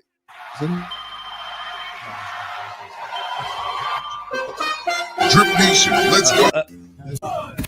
Damn sure do. What up? What up? He's like this motherfucker. Nigga come wrestle, goddamn. Man, D-Rock a bitch ass nigga. D-Rock used to be hanging with Aaron and them. Now I realize I'm starting to think that them Anton niggas and them bag chaser niggas done sit, D-Rock to Drip channel to try to start shit with me. Let me go and say that to you right now, Drip. I believe personally that them niggas will pop up over there, start shit with me, hoping that I'm gonna take it too far and break your rules and fuck up the business relationship and friendship that we got. Them niggas have done that play a million times. As a matter of fact, that's one of the first things that they pull out their little bag. Outside of the emails that you already have received. That's a matter of fact, no, that's the first play. The emails and all the rest of the shit behind closed doors. When that shit don't work, they send a little emissary like this hoe ass nigga right here. But let's go ahead and go through it. And Drip, don't worry about it. I can prove to you that this nigga Stanley was around with Aaron O back in them days. I can prove it to you. So when he lie, and I'm gonna wait for him to lie, I'm gonna wait him to say, I was never around them niggas. The moment he say that shit, I'm gonna blast his ass for the motherfucking truth. Now let's keep going. Somebody around this piece. Bro, hey, yeah, what it do? that used to be my theme right there. Come on, bro. That yeah, we ready for war, goddamn it. Hey, Darrel. All right, so this is where we talk about the weed. Like I said before, let me keep going. Darrel, this is sometimes take copious notes because I get every time they see her, niggas. Now let's go. Yeah, I don't Stan, we don't do it. Bro, who these niggas y'all be talking to? I'm not talking about you, bro. But who was even saying that? But who was even saying? Because my thing is, if your woman know you at work, she's not going to interrupt that. She know you getting to the money. She's not going to interrupt that. I'm only talking about and only speaking on the time outside of that. That's it. I wasn't talking about you, but I know. I'm just speaking in general. I wasn't talking about you, brother. But I'm just telling you that, man, have the fun while y'all can.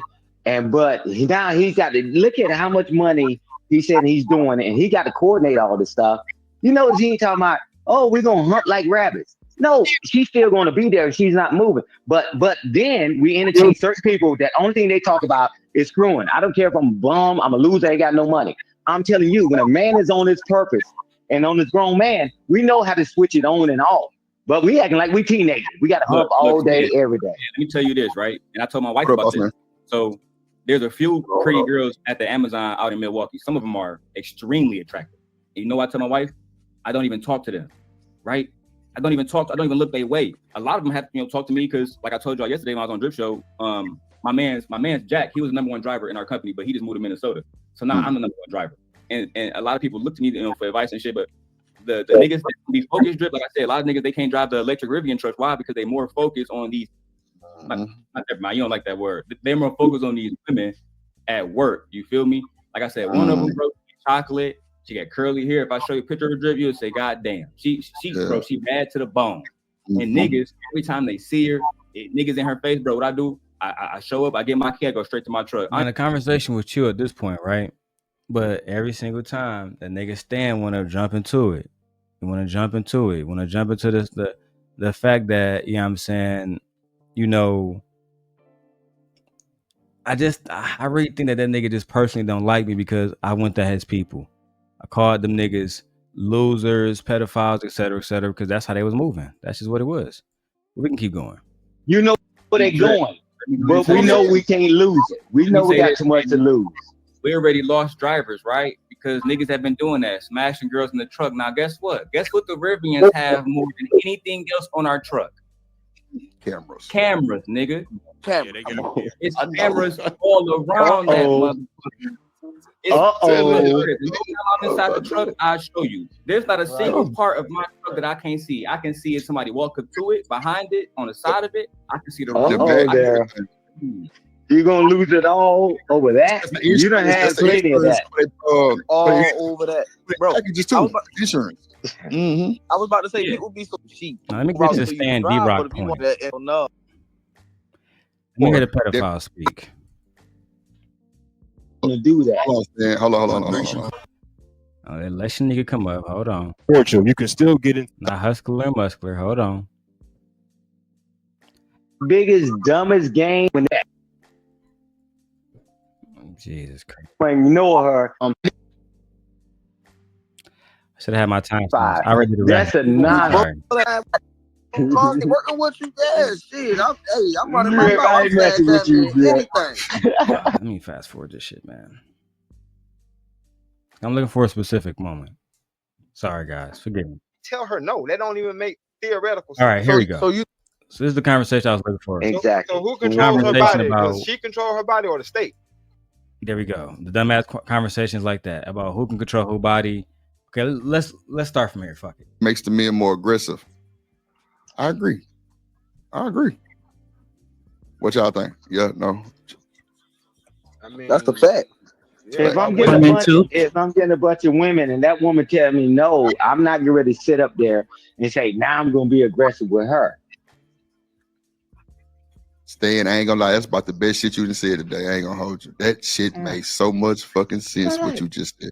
If I'm getting puss from 2-3 other goddamn me pussycats, goddamn, and you tell me no, I'm not gonna be bothered. You are absolutely fucking right. We move it. We're moving around. Absolutely fucking right. To be monogamous and get married. But what about in the situation when you chose to be monogamous and get married? This is the pedophile we gotta listen to. Let's hear it. But what about in the situation when you chose to be monogamous and get married? Nah. Well, no, that situation is different. No, it's not different, Drip. That was your problem. It don't matter if you're in a relationship and you're monogamous. If a woman say no, she means no. It is illegal for you to rape your wife in all 50 states. So everything that Stan's about to say on this conversation was stupid. And now that I got the timestamp, it's 3 hours and 38 minutes. I'm going to say this one for the books. I feel you, but we just saying, she said if the woman restrict the P, it make the men more aggressive, right? So I'm saying No, if I got the men are more aggressive, period. Regardless if the woman restricts the P or not. Right now, they're saying that women are having a sexual revolution where they're giving everybody pussy and they showing pussy on every goddamn website. But meanwhile, sexual assault is still going up, specifically in the Black community. And there's stats to back up every single thing I just said. So no, it's not that the lack of vagina and women withholding vagina that's making males aggressive. Males are aggressive by nature. They have to be aggressive. Want to know why? The main reason? Because other males are aggressive. That's the main reason why men have to be aggressive when they go outside. Drip not worried about no fucking woman approaching him. He hardly worried about you niggas. But if he is going to be worried about somebody, it's going to be somebody that's formidable in his size as well. He's not worried about no woman. And most men are not. But let's keep going. 3-4 chicks that's in rotation is not going to make me aggressive. I'm going to go hit the other ones. So, absolutely. But no, right. So what you saying is true too, though, for sure. Got you. And good. Let's debunk the myth, right? When guys, right, you know, and I'm not talking about, and I know you don't like the majority, minority, or whatever. Go ahead, but watch it. What you believe but watch it. No, I don't believe in none of that. But I'll tell you this: when a guy tells a woman, "Hey, I'm meeting you. We ain't gonna have sex," a lot of them guys, he already got a roster. He's gonna be messing around as he getting to know the lady that he's with because he don't want to taint her. And then when they get serious, then he cuts it off. And women do that too. Say, hey, we ain't gonna have sex. But the guy that's fixing the car, the guy that's working on the lamp, the guy that's fixing the roof, she having sex with them and not you. Come on, man. We need to stop lying to one another. Yeah, let me say this because I don't want us to change the topic. At the end of the day, to the point of the debate, women, when they refuse men's sex, they are put in danger. They choices are taken away from them, or men tell them, shit like, I gotta go get more vagina, right? They would never want their woman to say, I'm gonna go get more dick if you don't gonna give me some. Like they don't want to hear that shit. But again, they wouldn't know how to act with that shit. That's a fact. They wouldn't know. That's why they got. You talking about in a marriage, or you talking about just somebody you date? It don't matter. I was about to say in a marriage. It don't even matter. Hold on. How that don't matter? Because I was about to say. What the fuck you mean? How that don't matter, Stan? Or D-Rock, the pussy ass nigga. Niggas 50 years old still using rap aliases and shit. Jesus Christ. That's why Jeezy stopped calling himself Young Jeezy. Just Jeezy. The nigga not young no more. He's not Little Bow Wow no more. Just Shy. Or just Bow Wow. That's it. God damn it. Think Lil Romeo comes up Lil Romeo now? Just Romeo Miller when you see that nigga. What up, Romeo? Y'all niggas don't grow up. It don't matter when a woman says no. It doesn't matter if she is single, married, committed, open relationship. It don't matter. When she say no, it means no, nigga. And if that don't matter to you niggas, don't say nothing when somebody come for your ass. Don't say, oh man, I told him no. No, you said no don't matter. You said the only thing that mattered was sexual desire, right? Don't get mad when Big Dick Bubba come in. Knocking on your cell. Off a honey pack. Don't get mad. Remember your ideology and your rhetoric and stick to it. But of course, I'm taking it too far. So let's keep going. The whole thing is, right? I say no. When I was about to say, the thing is, right? See, when you get so much you can deny, it hit different. You feel what I'm saying? Like, boom, like, yeah, I can go get some more. You feel what I'm saying? If somebody else say the same thing, it is what it is. Like, bro, like, I done heard that before. I done did it before. I mean, it don't really bother me. Like, if you going to do it, you going to do it. If you don't, then oh well. You should have never said Trey, are we in 2025? But Stan, my bad. Let me say this. Go ahead, Trey, go ahead, bro. Trey, you there, Trey? Hell yeah. Now, I'm married to Gently, right? Now, let's say if Gently decide that she don't feel like having sex that night, but I do it anyway, right? She pressed charges. Now, I'm gonna go to the prosecutor and the feds, right? I'm gonna tell them, but I'm married. That's my wife, right? You going to jail? Your ass is going to jail. Nobody, the rest of the men and the women that's gonna try to convict me, they're gonna say, well, there's nothing to see here. This nigga's married. No, there's still gonna be a moral consequence that's going to lead to an actual consequence that y'all talking about, prison, right? Exactly. So who controls her body? Does she control her body or the state?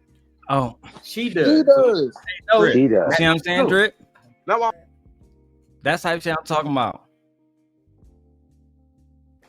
And of course, you can do nothing about it, but let the conversation carry out. That's not me holding you accountable. It's never that. Just me just showing you what it is. That's a true statement. What I just said. If my wife go to them and say, "Well, my husband committed SA against me," you know what I'm saying, and I didn't want it. I told him I didn't want it. You know what I'm saying, like that nigga Otis White from Sharon's show. And I'm gonna go to the feds and say, but listen, Your Honor, we men. I know you about to fill me on this one, and you can check the records, my baby. I'm married.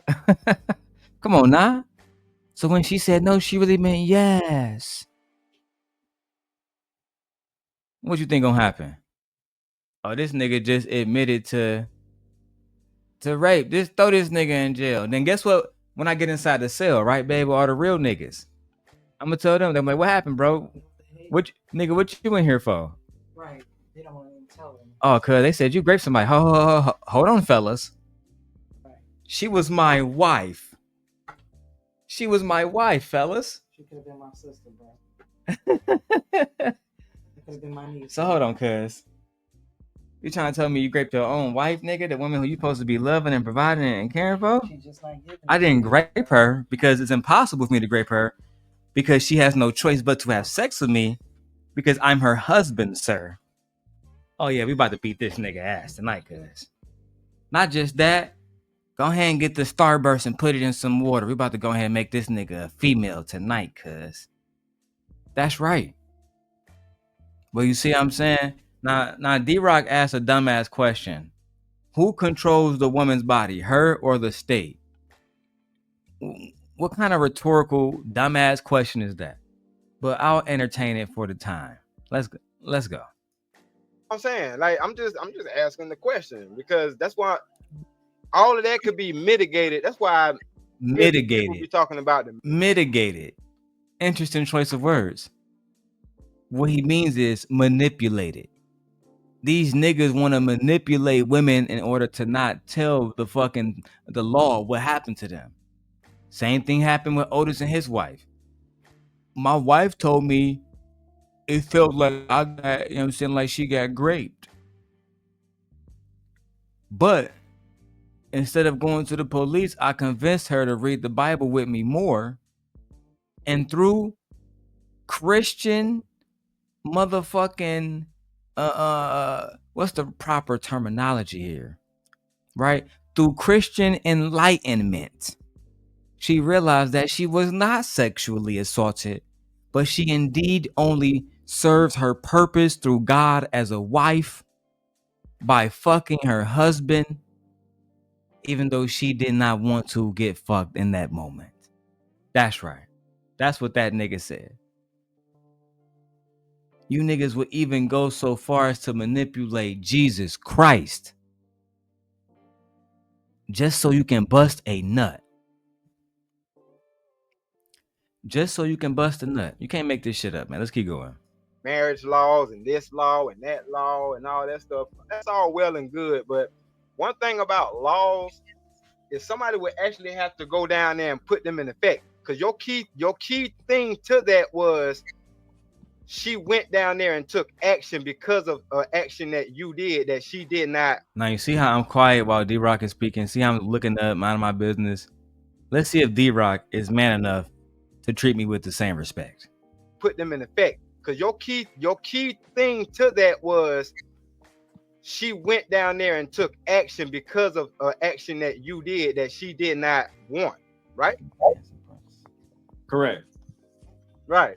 So that's why I said, in order for me to even, I had to set the ground rules that now, I'm gonna always have access to it. That way, nothing like that would happen to where she don't feel like having sex, because it's gonna be times where she don't feel like having sex, and just like I ain't gonna feel like, yeah, okay, all right. So how the law gonna force her to say that he had sex with me, but I didn't want to have sex. What?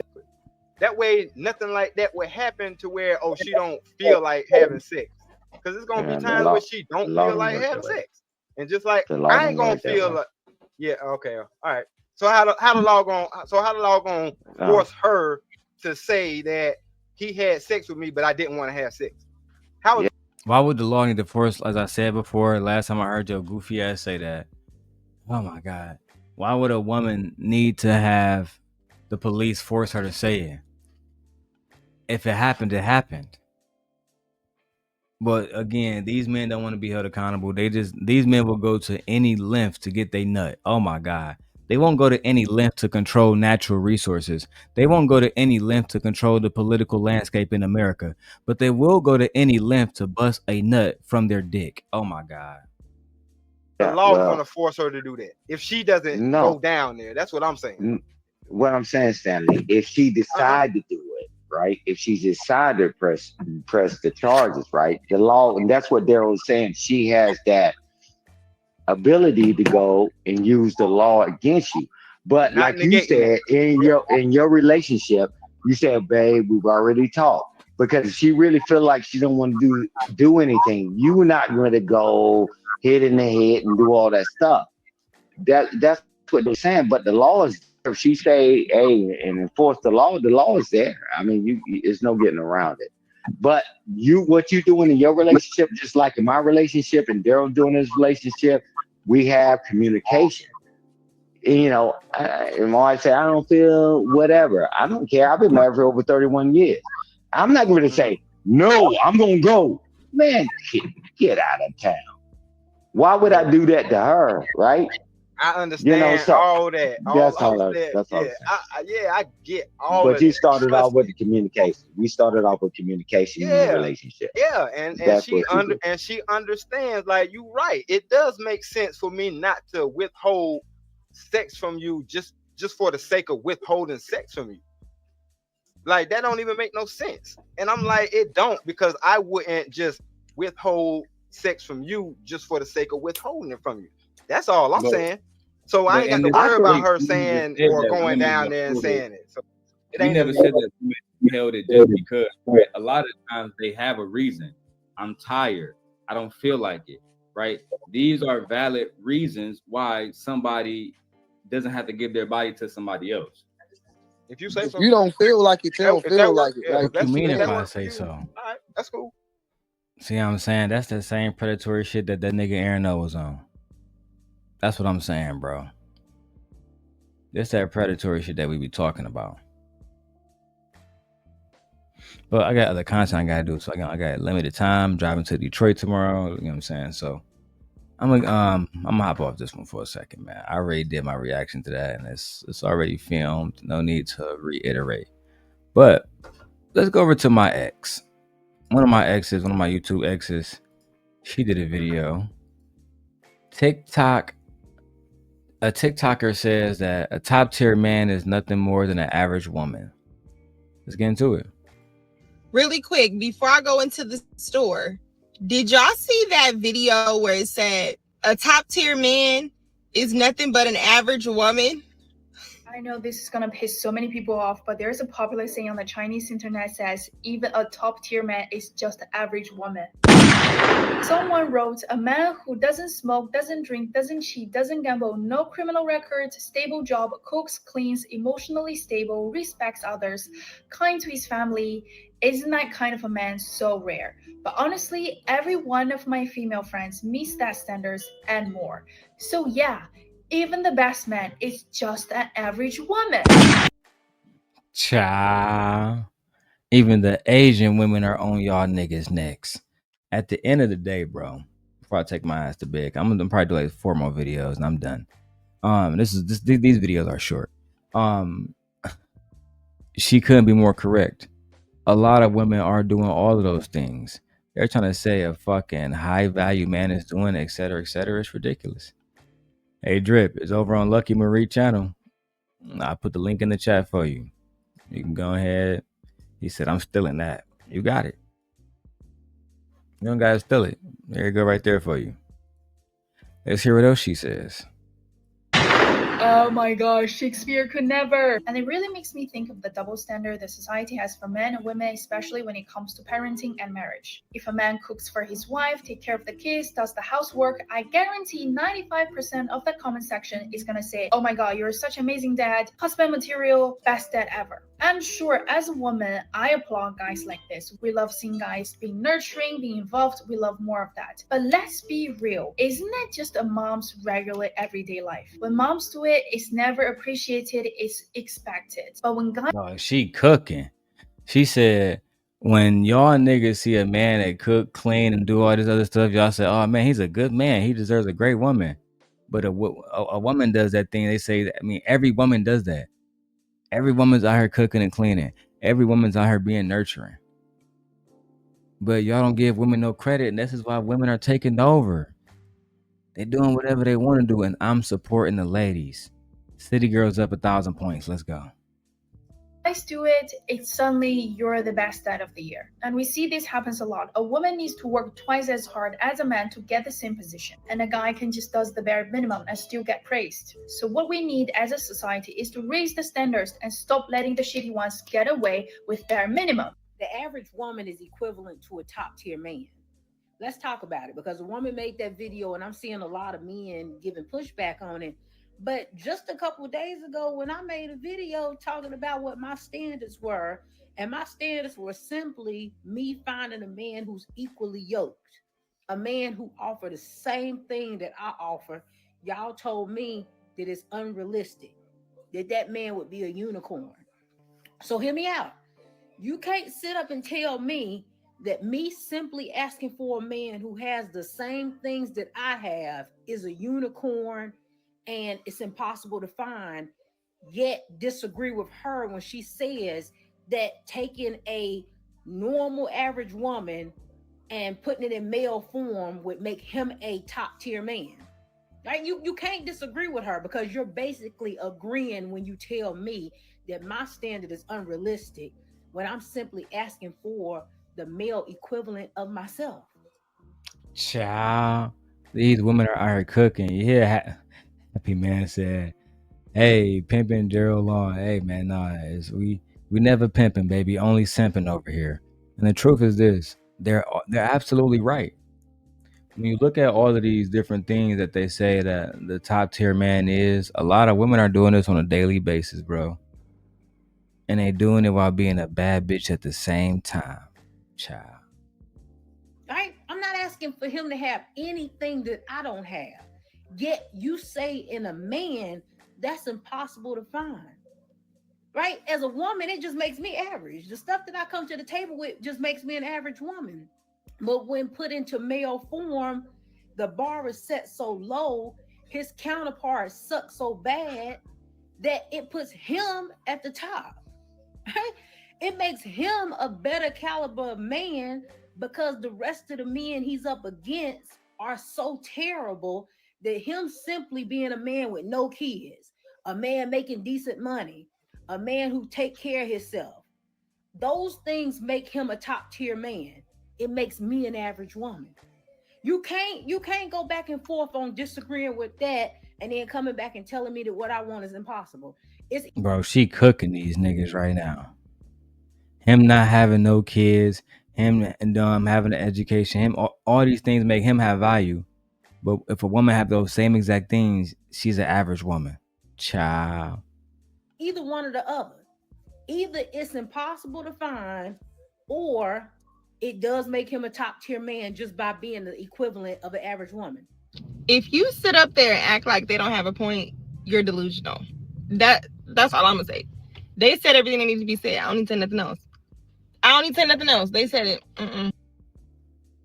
Actually, that was one of the ones that Lucky got it right. Don't say no more, girl. Shut the fuck up and let them girls cook. They said everything that needed to be said. They said everything that needed to be said. Now, do I want to do my Instagram clips? I don't think so. With that being said, ladies and gentlemen, we have reached the end of the show. Make sure you guys hit the like button, subscribe, and wait for this video to be re-uploaded probably sometime next week, because I had to order a new external hard drive because I just filled up my old one. With that being said, I'll see you guys later. I'm about to lay in bed with my beautiful wife and my handsome baby. And I'm about to play fucking Pokemon on my Nintendo Switch 2 like a real boss. Toodles.